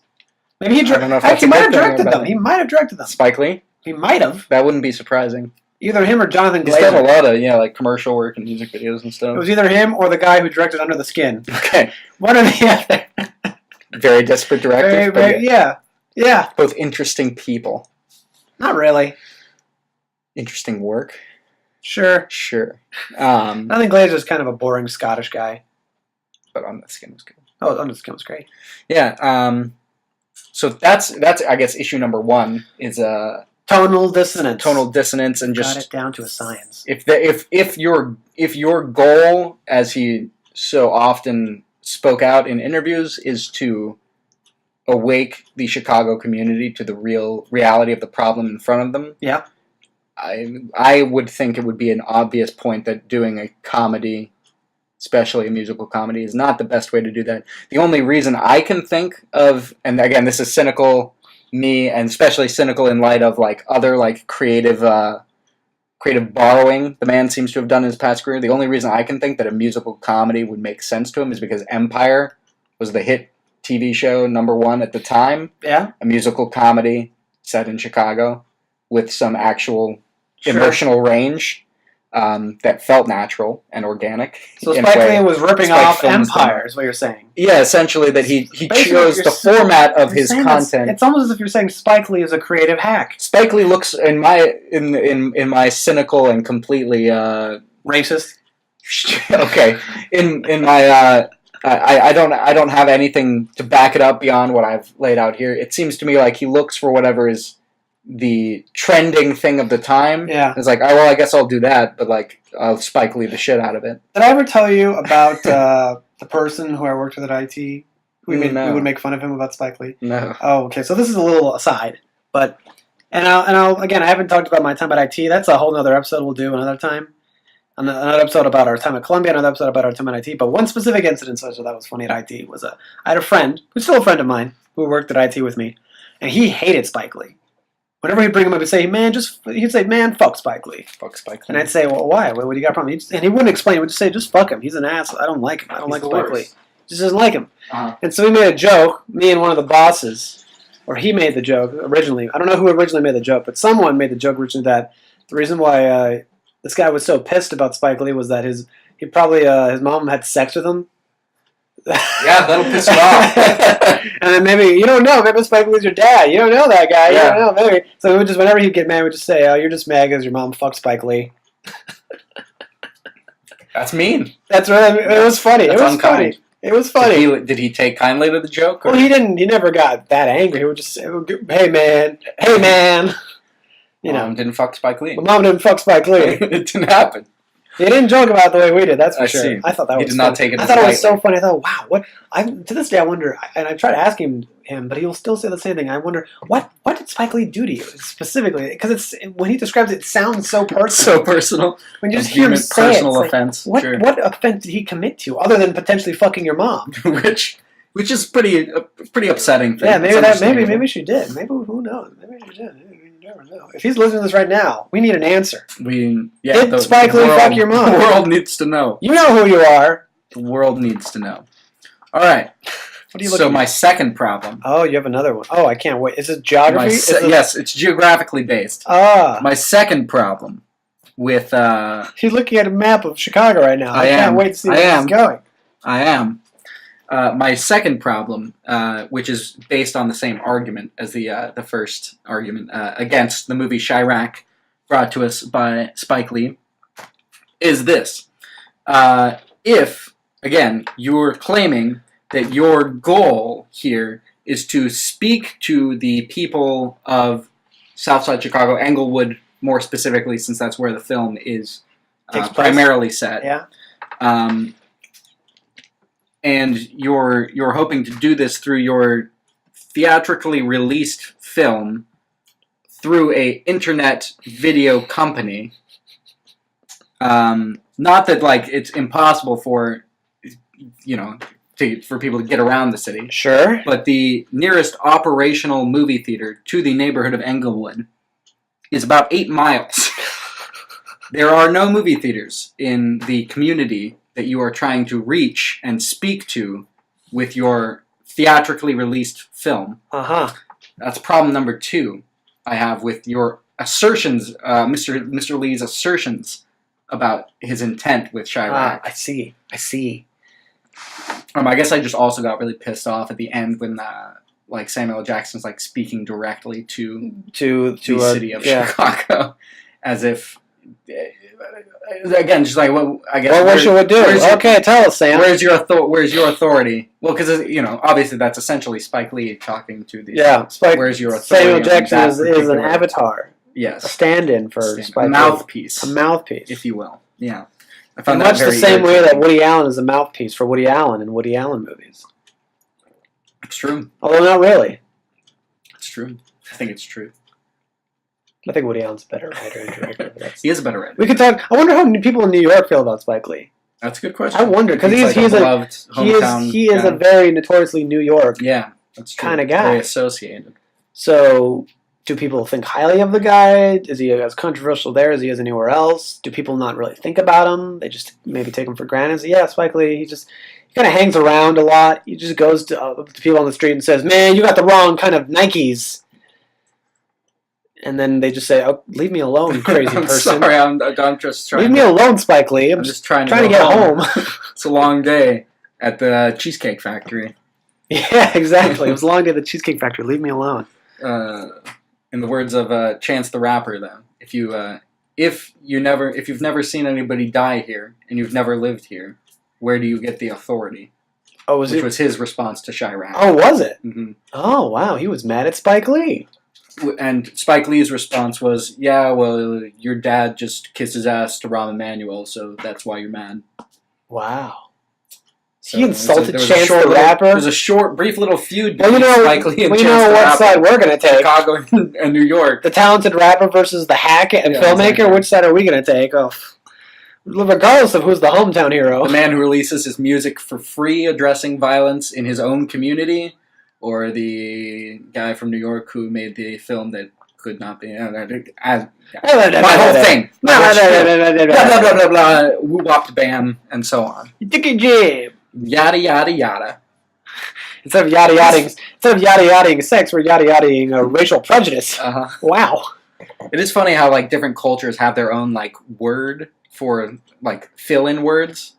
I'm gonna get pretty racist. That's not nothing. Jewish community, yada, yada, yada, That's a Jewish thing? Well, I assume Seinfeld all the characters on Seinfeld. They're not all Jewish, though. Everyone I've met from Long Island, yada, yada, yada. Okay, so that's a Long Island thing.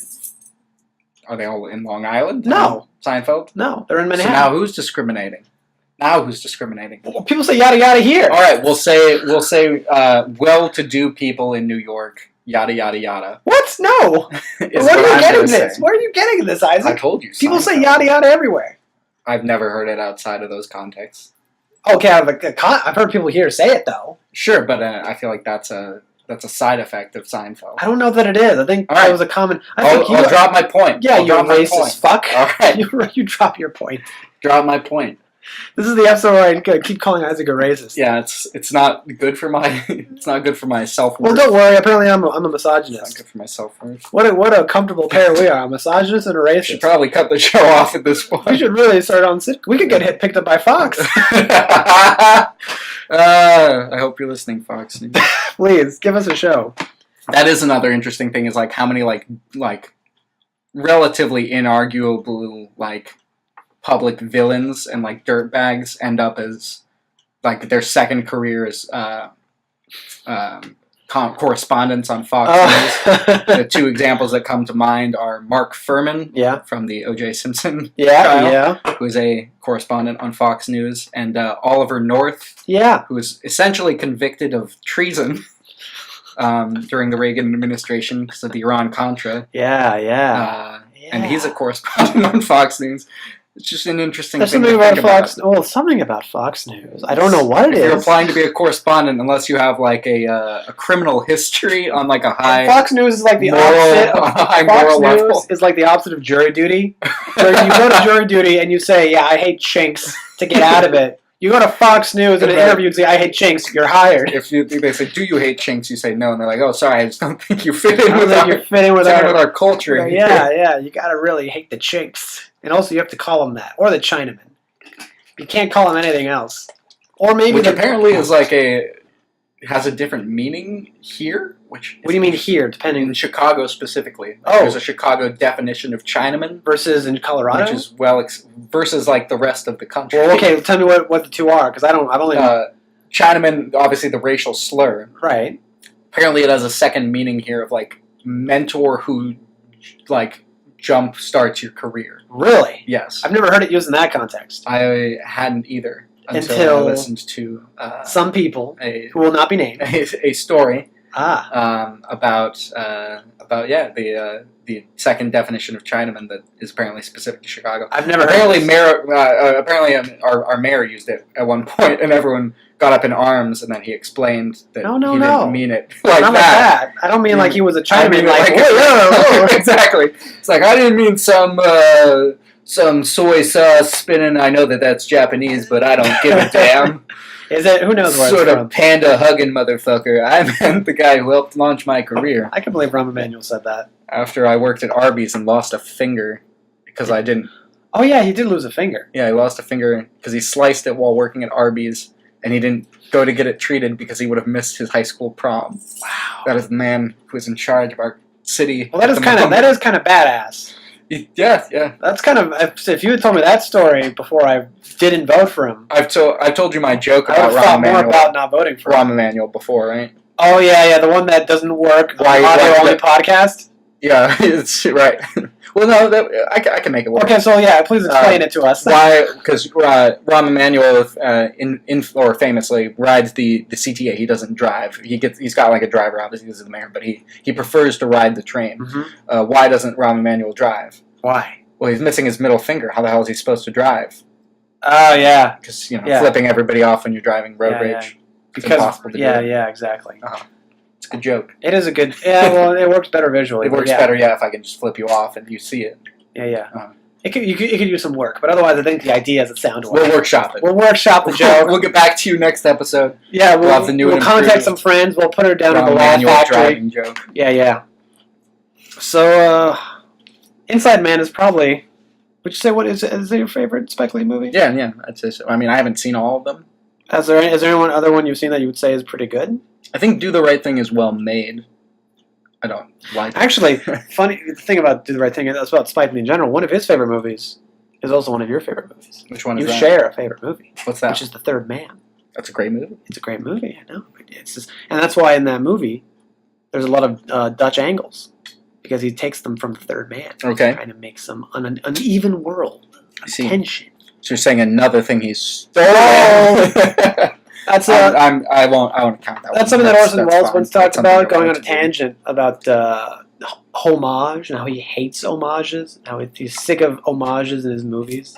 We live in a time now. He was saying this in the '80s. We live in a time now where all of our directors are marinated in cinema. They're drowning in it, and you need not marinate your movies like that. Homage is vulgar in his eyes. At this point in my life, I kind of feel the same way. No, yeah, I tend to agree because, I mean, there are instances even where it goes like you get to like a third level of homage. Like I'm homaging this thing. I think it was really this about film. You're like, well, that's an homage. Yeah, exactly. It's by the time we got to it. Once we got to it, I thought I'm sick and tired of this shit. Right. I'm sick and tired of movies. I'm sick and tired about movies that are trying to be like other movies that were made 30 years ago. I'm sick and tired of all my movies being like that. Mm-hmm. Stranger Things is probably the one thing I let get away with it at this point because it helps. It does help with the personality of the show. But I swear, the second season's coming out soon, and I swear to God, if they go a little bit too far, they I'm going to get annoyed. They might. It could happen. They're the last thing that I accept with this kind of this pastiche, this bullshit. Mm-hmm. Pastiche cinema. I don't care about it from anyone else or from anything else. I don't want any more homage. No more homage. But Once Upon a Time in the West, you like that? Yeah. And that's pastiche for westerns, spaghetti westerns. Okay, hey, first of all, that's the '60s. That was when that was different. That was cool. That was the cool thing to do in the '60s because no one had done that before. When it was cool, it was all right. It's just the inundation with it. But also, you watch something like Once Upon a Time in the West, which is a great movie, and you can get away with it there because it's not less about a specific reference to a movie, and more just about how it's a movie. It's a movie that's obvious that is a movie. It could only be a movie. I don't know how to explain that to anyone who hasn't seen it. Okay. But it's like you watch the final showdown scene, and this is like a movie moment. This whole movie is designed around being a movie. Right. That you feel you're watching a movie, that it's this really great big movie. And all of his movies are like that. Everyone take a shot every time Fabricio says movie. But it really is. But that's what he's trying. It's like Tarantino before Tarantino existed. There was Sergio Leone, which is probably why Tarantino loves Sergio Leone so much. Because he was doing it before anyone else was doing it. Well, I guess you could say the French knew they were doing it, but it was different. It was different. But he made movies, another shot, that were just so organically. It was like they weren't just self-aware; they were hyper-aware.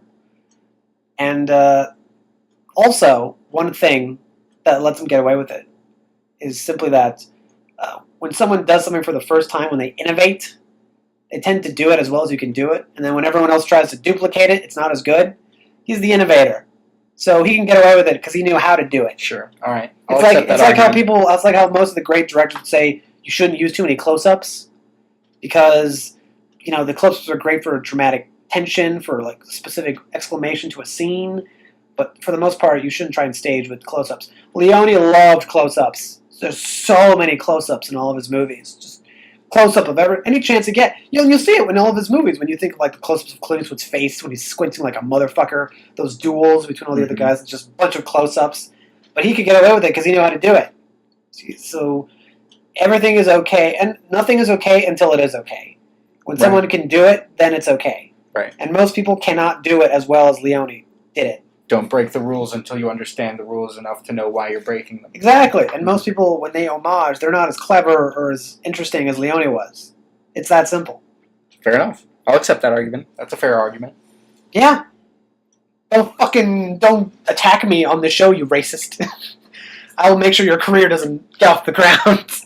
Now, here's another problem that I have with the movie Chirac. Please tell me. So, in the film, again, with coming through the lens that this is aimed at speaking to the people of Chicago, in addition to, just being a film to be like, I'm going to make some money and hopefully get some awards off of this film, which he did. Yeah. Either thing, just for the record. I mean, I'm sure he personally made money. The movie didn't make money. Suck it, Spike. Suck that, Spike Lee. Suck a fat one. So and again, it bothers me just because it was such an unnecessary thing to do. Mm-hmm. Is he the one of the main house, the main house that the two girls are living in when she leaves her boyfriend, who's the head of the Trojans or the Spartans or whichever one is. They call out a specific address, and they have set this entire film to be set in Englewood. I don't know why you would call out a specific address of a house that is in Oak Park, and clearly they filmed it in Oak Park. Oak Park's a nice place. Which is a beautiful place. Great place to film a movie. Not a great place to pretend like it's Englewood. And if you are going to pretend like it's Englewood, don't give out the specific address that places it in a well-to-do, technically suburb of Chicago. Yeah, it is. When you're trying to set your film in the more dangerous South Side, the South Side neighborhood with the highest murder rate over the past 10 years. I have an issue with that. Maybe that's a semantical issue, but it really pisses me off. With Spike Lee taking geographic liberties. Yes, and I have the same issue with that opening shot, which comes over the Damon Blue Line, passes very deliberately by takes a detour to go by the Stan's Donut sign. Oh yeah, and then comes back over the side to Double Door Liquors, which again I guess he's setting up as being a bad neighborhood. I guess. Where there's a dangerous club where people are shooting at each other during rap shows. Do they do that at Double Liquors? It's a Double Door, yeah, which is now closed. But that opening scene takes place at Double Door. Did they do that there? Yes. Oh, really? Yeah. People shot each other at Double Door? No, well, I mean... That's what I was asking. In the film. Yeah, but in real life? No. Oh, okay. It's in Wicker Park. So what? Wicker Park wasn't always this hoity-toity place. Sure, but it is now. I guess it's true. It is the year he sets the film. Wicker Park now is to relate it to New York, it's like Bed-Stuy, right? Because how Bed-Stuy used to be this. Bed-Stuy now is like a bougie place almost, gotcha. and it used to not be a bougie place. And Spike Lee even talks about it when it comes to Harlem in general. Mm-hmm. He talks about Harlem and Brooklyn and New York, or how the culture is getting killed because now you have all this gentrification going on there. It's fun to rewatch High Fidelity for that reason because that store no longer exists. The store is fictionally set in Wicker Park, but it was a real place, right? Real place, and John Cusack's character has that specific monologue about he's like, I'm in one of the neighborhoods with the lowest amount of foot traffic, and if you pass by that corner now, yeah, it's very hard to find a place on the sidewalk. Yeah, it is. So that's kind of funny if you want a master class in. That's a good movie. In the way. Speaking of a good John Cusack performance, right? Unlike Chirac. John Cusack and to be fair, High Fidelity. John Cusack is great. John Cusack is great in anything he does. Yeah. John Cusack is an underrated actor. Is not great. I think he's great. He's great. I like John Cusack in High Fidelity. I like him a lot in 2012. Better Off Dead. Better Off Dead. What was that movie? Iconic ski movie. Great John Cusack movie. The Ice Harvest. This is like a black comedy by Harold Ramis. Okay, I don't think I've seen that one. It's pretty good. And John Cusack, it's like a murder mystery almost kind of comedy. That's why I say black comedy. It's really good. He's good in it. My favorite John Cusack movie, by far, though, is Grosse Pointe Blank. Grosse Pointe Blank. That was a movie is phenomenal. I remember a very interesting thing happened where I watched the first 20 minutes with my family, and it was not landing at all. Oh, really? With you or with them? With anyone. Or everybody? It just wasn't. Okay. It was a very uncomfortable viewing experience. But then I watched the rest of it alone later, and I thought, oh, this is good. It's brilliant. It was just for some reason, it was just the crowd was not a good one for this movie. You guys weren't vibing. They weren't vibing with it. But when I was watching it alone, I was vibing hard. Yeah. I thought, this is great. It's the best, dark comedy, actually, that I can, think of that, really does a good job marrying those two without, resorting to, they're trying to get the body out of the high school. Uh-huh. That's great. Or just every moment when they're like, so what do you do now? He's like, oh, I kill people for a living. And that's kind of, that's the joke. That's a movie I've wanted to do that's like that. I don't want to... Well, no one's going to steal this idea, I think. No one listens to this. That's like one of our weekly segments, too, is something that we'll never make. Yeah, something that we'll never make. Here's something that we'll never make. Okay, so I guess these aren't the reference points, but if we're going to talk about when you go into a meeting with Hollywood execs, they love high concept, right? Easily adaptable material where you say it's like these two other things, but combined. Right. I had this idea for a movie that's like Die Hard and Grosse Pointe Blank, or maybe like Die Hard and...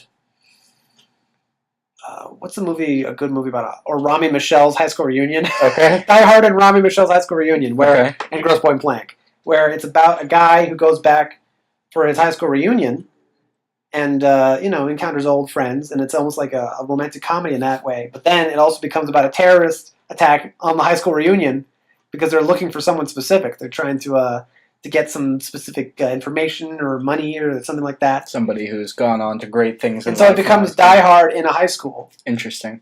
Yeah, and Jackie Chan would play a janitor. Oh, I'm in. She would play. Here's my idea is that this character, the main character, did not have a good experience at this high school. I wonder if that sounds analogous to anyone in this room. But he did not have a good experience in high school. But the janitor was someone who actually took him aside and trained him in certain things in the martial arts. His Chinaman, you might say. His Chinaman, who was also literally a Chinaman. I guess it's up to you to decide which one I mean. What am I saying? ¿Por qué no los dos? What am I saying? ¿Por qué no los dos? And so that he was trained in a younger age by this Chinese janitor. And then the terrorist attack happens, and he's got to fight him off. And the janitor helps, and then he's at the same time trying to win back his high school crush. I'm disappointed in you, man. In me? In you. Why? Why can't you give Jackie Chan the role that he wants?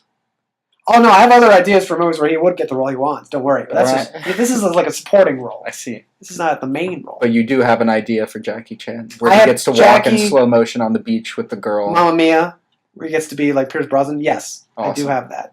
We could give the man what he wants. Let's just do The King and I, but with Jackie Chan. He could be the king. Why not? You could. And we'll get who could be I. The I. I guess Anne Hathaway. Yeah. There's like a 30-year gap, but why not? Let's do it. Let's have Anne Hathaway fall in love with Jackie Chan. I like it. I like that too. This is a great idea. That's actually, a good idea. Fucking let's do it. Jackie would love it. Let's get Chow Yun-Fat on this. Let's get Jet Li. Let's get them all. As long as he can walk in slow motion. Oh, he can walk on in the slow beach motion. with the girl. He can walk in fast motion. He can walk in slow motion. This movie is almost over. We got 17 minutes. Oh shoot!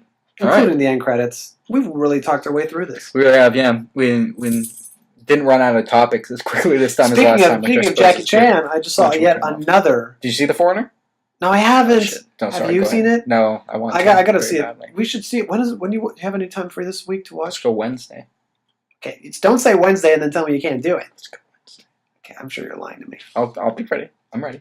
Where are we going to go see it though? Not at a shitty ArcLight theater. No, I don't want to go there either. They don't endorse this podcast. They don't endorse it.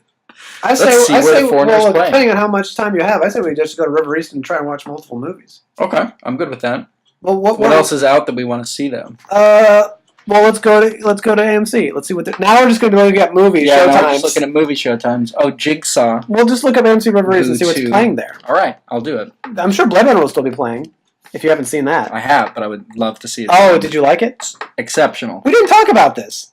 You're right. We haven't talked about Blade Runner. Do you want to talk about Blade Runner a little bit? Let's look up what's playing first at the AMC. I actually do kind of want to see Boo 2 and Medea Halloween. Did you see the first one? Yes, I did. It was funny. I liked it. It was actually funny. I'm not going to lie. I don't care about Geostorm, but yeah. What? How could you? Tyler Perry's great, so let's do that. The Snowman, I heard it sucks. Yeah. Marshall, maybe. Speaking of movies about black people. Marshall, yeah. It was. I know that Chance the Rapper actually hosted a free viewing of that movie here in Chicago. Oh, really? Interesting. I think the same day that I was actually doing the same day that I went to the acting agency thing, he was. I should have just gone to that. Yeah. See how much that has hurt you. See, it delayed the posting of our podcast. I blame Spike Lee. Spike Lee stopped me from watching the Chance the Rapper premiere. All because their feud. What an asshole. Their short little feud there. What an asshole. That's why. God. So yeah, The Foreigner, Blade Runner, Boo 2. We got good options. We do have good options. Victoria and Abdul, I hear, is good. Are they still going to be playing it Wednesday though? That's the question.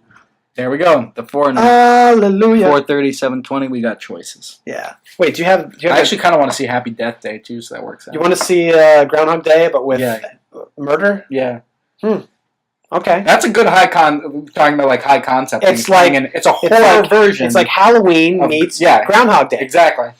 It works, and it works for me as a viewer. Like being told that, I'm like, okay, I get a good sense of what. Well, as long as it doesn't take itself too seriously, I feel like. Yeah, I hear it's a fun, stupid ride. Okay, good. Which is what it should be. All right. So wait, what do you have? Why on Wednesday? Are you just free all day? Not free all day, but I've got plenty of time on Wednesday. Okay, when you say plenty of time, do you mean in the afternoon or in the morning? starting at like 4 o'clock p.m. to the end of the night. So Oh, 8 okay. hours. So what you're Nice saying is that 8-hour basically chunk. you work in the morning and then the Exactly. afternoon free. Okay, that's better than the alternative. Yes. Whatever the alternative is. We got to film that Criterion thing. Yeah. Yeah. We keep delaying. I know deep down you're not as enthusiastic about it as I am. I'm enthusiastic about just making something. Yeah. So that's good. That's good enough for me. You see, this I goes can, back. I can cruise on that alone. This goes back to what I said earlier about when we were off, when we were not on air. Uh-huh. When I was talking about Tommy Mitchell, and about how there are so many instances now where I think I have no one else I can do this with. I need to film something. I want to film something. If our audience was here. And if Tommy Mitchell did not leave the city of Chicago, if he had not left, he would be here and he would be willing to do these things and he would have time to do these things. Yeah. Tommy Mitchell leaving the city of Chicago is by far the most detrimental thing that's happened in my life since... Yeah, I can't think of anything else.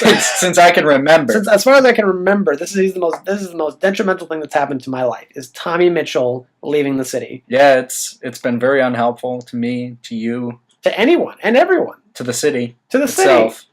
And it's not like Tommy, be frank, we all know you're not doing anything special in Cincinnati that requires your immediate attention. That's right. If you have time to watch or listen to this show... Then maybe you should just be here. You should just be the show.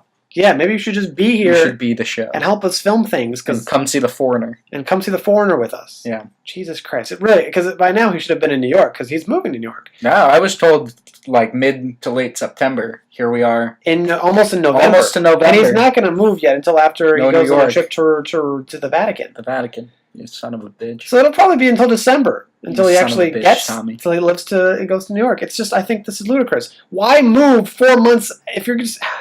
And it's one thing to go back to Cincinnati because, you miss your family. But Jesus, Tommy, your real family's in Chicago. We can get you a new family. That's not a problem. We can get you a mom and a sister or multiple sisters if you want. Yeah, we can. I can dress up. We can get you a niece. That's not going to be an issue. Yeah, don't worry. There's plenty of... We could get you one yesterday. Yes, exactly. I remember I tried to keep him in the city by getting him a job. What we can't do is get another you. Where were you going to get Tommy? I was actually... It was this weird thing I was doing with the Latino Film Festival. Okay. I was going to try and do it. And then I talked to Tommy about it. He says, I don't want to work at the Latino Film. I wouldn't know what I would do at the Latino Film Festival. You would have a job, Tommy. The point is I tried to get him a job, and he was not he was not reciprocating. You'd be an employed man who lived in the city of Chicago, and I would be a happy man. We would all be happier if he just fucking lived here. I agree. Now that we're done talking about Spike Lee, now we're talking about Tommy Mitchell. Yeah, such a cunt for people who've been shit on so far in this episode. Spike Lee, Harvey Weinstein, Spike Lee again. 999 agency, whichever it is. Whichever it is. Then Tommy Mitchell. Yeah, actually, I'm kind of confused by it now because their website even is like 9.com. So it's unclear. It really is unclear. Let's just say it's 99 Agency. I like it. I don't. Either name doesn't make a lot of sense out of context. Well, do you know, was it in the building? Is it 99 something? 99. Oh, the address? Lombard. No. Street. No. Lombard. Nothing like that. Doesn't help. It doesn't help then. It makes no sense. It's like 450 East something, I thought. So this makes no sense, this name. There's nothing... Just like Tommy's... Makes no sense. Just like Tommy leaving makes no sense. And not returning makes no sense. Denzel Washington's trying to uncover the mystery of Christopher Plummer's Nazi roots. Yeah. This doesn't make sense. When it finally does feel a little bit like a Spike Lee movie, it's like right here, kind of at the end. For that scene earlier where New Yorkers are acting like New Yorkers. Anytime New Yorkers are acting like really like stereotypical New Yorkers, it feels like, oh yeah, this is a Spike Lee Or the moment when the guy's like, is that a fucking Arab? That's a little Spike Lee. That feels a little Spike Lee. That's a Spike Lee moment. That's a Spike Lee moment. And here's the thing. I can believe all those moments are in the script. But either A, he's attracted to material because it's like stuff he likes, or he rewrites the material to suit his... Either way, insert some of me into that. It feels like Spike Lee, either way. Or maybe somebody wrote this thinking, Spike Lee will want to do this. That'd be the great M. Night Shyamalan movie. You get to the end, and then at the end you find out it's actually a Spike Lee movie. was a Spike Lee movie the whole time. That's amazing. It'd be good. That would be good. so great. The plot twist The at the end then ultimate it just twist. suddenly becomes about racial injustice. The ultimate twist. This was a And movie we about. flash on the screen directed by, or a Spike Lee joint. This was a movie. Oh my god, that it was a Spike Lee movie. This was a movie that you thought was about lamps coming to life and killing people, but no, it's actually a movie about racial injustice, and it was directed by Spike Lee. My wife has a really great joke about Shyamalan that just puts a really hilarious image in my head. Tell me. How many times do you think oh my god, I can't stop talking about Spike Lee. How many times do you think M. Night Shyamalan has gotten Twister as a gift for like Christmas? I just imagine M. Night Shyamalan with like a closet, like 3 closets that are just full of the game Twister. Yeah. People keep giving it to him. It's a funny image. Oh, so it's not a joke. It is a joke. Well, I don't think he actually. There's no punchline. The joke is. You're right. There's no punchline. It's more like an anecdote, a humorous anecdote. A humorous anecdote. A humorous image. A humorous query. So it's not a joke. I'm amused by it. Oh, it's amusing. I find it amusing. I just think. I'm sorry that I set you up. I thought there was going to be a twist. I expected a twist. There was no joke. twist. There was no joke. There was no twist. Is that there is no twist. That's not. Is that really? Does that count as a twist? It only counts as a twist if you expect a twist. It counted the first time. Lady in the water the whole time. I was like, all right, where's the twist? Where is it? Like that this is all like made up, or he's crazy, or some weird shit. And it's like, oh no, so that's it. All right, you got me, M. Night. You twisted me, you crazy bastard. You untwisted me. You untwisted me. Untwist my heart. Jodie Foster, who was also in the other movie you wanted to watch. Because there were 2 movies you wanted to. The 2 that I suggested. This is also important to note. This is the first week where I let Isaac. That's right. Yeah, this is my first selection. We can watch the next one. The other one we didn't watch. We can watch Silence of the Lambs. Yeah. Why did you reveal it? Oh, I'm sorry. Maybe it'll be Silence of the Lambs, or maybe we'll twist you and watch Lady in the Water. Watch Lady in the Water. Then who's the fool? Then probably us. Yeah. We picked Lady in the Water to watch. Yeah. I have a lot to say about Lady in the Water. Do you? I don't have a lot to say about Lady in the Water. Just be a lot of me like, oh yeah, I remember he did this. I don't remember why he did this, but oh yeah, that's right. Bob Balaban's in this movie. Oh yeah, right. That's right. Bob Balaban. M. Night Shyamalan plays a genius writer in this movie. I wonder what he was going for with that one. There's a lot of lore building. We'll give you that. The lore of Shyamalan. He built some good lore into that thing. It was weird. Who was the main character? Who played the fairy woman? I don't know. It wasn't Kate Blanchett. I genuinely don't know. Well, maybe we need to watch it now. Maybe we need to rewatch. No. No. I don't think that's you didn't like Split either, did you? I liked Split until the end. I didn't like that it was a sequel. You didn't like the twist. Exactly. I was like, what a great spiritual sequel. And then I'm like, oh, or a great. Right, we talked about this last week. Or a mediocre actual sequel. We talked about this last week. I remember now. Now we're running out of things to say. That's not true. We can talk about Blade Runner 2049 now. Can you talk about Blade Runner 2049 in under 6 minutes? Yeah, well, because I don't want to talk. Okay, so tell me overview of Blade Runner 2049. Not as strong a late bloomer sequel as Mad Max Fury Road, but what is? Okay. But not far off either. It's a sequel, I think, that makes the original content better. Oh, yeah? And the only issues that I had with it are things that they introduce in this film that I'm like, well, that's not present in the first film, so it's kind of bullshit. But if it had been present in the first film would be better. Okay. Specifically the romance, the Deckard romance, which is kind of rapey. In the first movie? In the original Blade Runner. And is more romantic, is painted as more romantic in the second film, which makes it better. Harrison Ford doesn't show up until the third hour or something, which is like great. The second and a half. A little after the 2 hour mark, because the whole time you expect, based on like the marketing, the whole time I was like, okay, this is gonna be annoying. They're gonna kind of like they did in Force Awakens. We'll get like half an hour of something new and kind of interesting, and then he'll reunite with Harrison Ford, and they'll go off on this adventure together. See, I feel like I would have preferred that.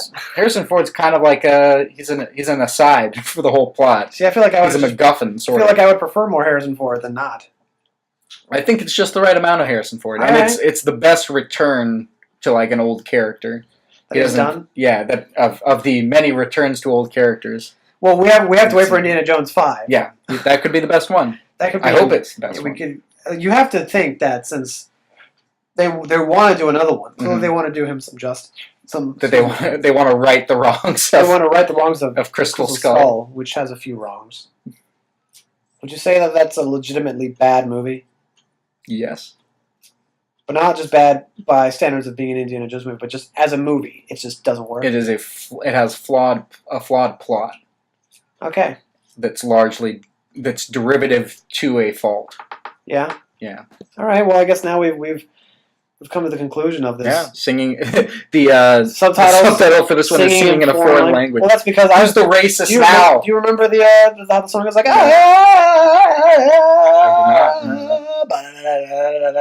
It's this weird Arab chant. Well, I guess now Netflix is the racist, not me. Well, it isn't a foreign language. That's true. It's an accurate description. It's just not very. I think you're just trying to excuse how racist you are. Okay. Except that you're a racist and I'm a misogynist. Okay. Oh, filmmakers, look at them. That's okay. That's nice. Okay. I love how you're trying to ignore that. We'll move past it. Maybe we won't. We'll move past it. Maybe we won't. Maybe we never will. All right. So, I guess we'll do this next Monday, right? Yeah, we'll do it next Monday. Oh, yeah? You sure about that? Pretty sure. Okay. This week was just weird because of my birthday. Oh. Because my mom came to town. Very nice. Had some good times. We could have done the podcast with her. My mom's a special guest. That'd be interesting. Have her take on your racism. Man. Yeah, and the cat. And my misogyny. Your misogyny. Harvey Weinstein. Harvey Weinstein. How much Spike Lee's career. If I should be an actor. The creative theft of Spike Lee. If I was. If you take one thing away from this episode, it's that we're horrible people. We're bad, but we don't like Spike Lee. He's worse. Separate issues. He's worse. Unrelated. So that makes it okay. All right, man. Well, it's been fun. Now it knows the lyrics. Now that it's in English. Well, no, yeah, because now it's a rap. Now it turns into a rap. Now it knows. I forget who does the rap. Forget the fake players. Since back in the years. Got the shears. No, you're just quoting the lyrics. Heck of a rhyme. Yeah, I'm. It's hard at this point. I'm trying to kill time. It's weird because this is always the hardest part of the show for us because we can't dive into something new. Yeah, because we don't have enough time. At the same time, we can't leave prematurely. That's right, because can't. Yeah, if we were recording actual commentary, you see the thing through. So we're gonna see the thing through. Yeah. By talking some bullshit through these next 2 minutes. 2 minutes of credits. Dear Lord. Surprisingly long credits. No, it's already been going for like half a minute. The credits are fine. The credits are a decent amount. They're fine. Don't worry about that. Now you're telling Spike Lee's credits. I am talking. His credits. The man has terrible credits in his films. Let me tell you. Yeah, that's the kind of movie reviewer I would like to be. Great movie. The credits were weak. Credit sequence has importance. That's why a lot of Sergio Leone's films are so cool. They have such great opening credit sequences. Opening credits, yeah. With the music and the animation. The weakest one is Once Upon a Time in America. Oh, really? Because there's nothing. It's just literally text. Just the text. And Bummer. Well, yeah, because he had this great idea for an opening sequence. I guess I'll illustrate in the little time we have left. He wanted to do an opening sequence where you see two guys shoot someone in cold blood, like execution style. Mm-hmm. They throw him in like the sewage. Oh, cool. And you see his body go through the sewers as like the credits are rolling until eventually his body comes out into like an open water and floats up into the open air, and in the background is the Statue of Liberty, and then Once Upon a Time in America comes on the screen. That's cool. That is cool. I want to steal that. Let me tell you, I want to steal that opening. It should go on the screen somehow at some point. All right. Well, now 45 seconds. Oh, now this episode's almost over. Thank God. Yeah. 2 cats rating. Everyone's happy. We've talked about Spike Lee enough. Yeah. It's been fun. Any of his parting words, Isaac? I guess we'll just see you, or we'll see you, Tommy Mitchell, next week. We'll see Tommy Mitchell next week. For when we talk about maybe Silence of the Lambs, maybe not. Or Lady in the Water. Maybe Lady in the Water. But maybe something third. This has been fun. This has been Isaac Carlson with me, Fabricio Brawl, and this has been Background Noise. Ladies and gentlemen, I hope you enjoyed yourselves. Have a good day. Have a good night. And we'll see you next week. See you next week.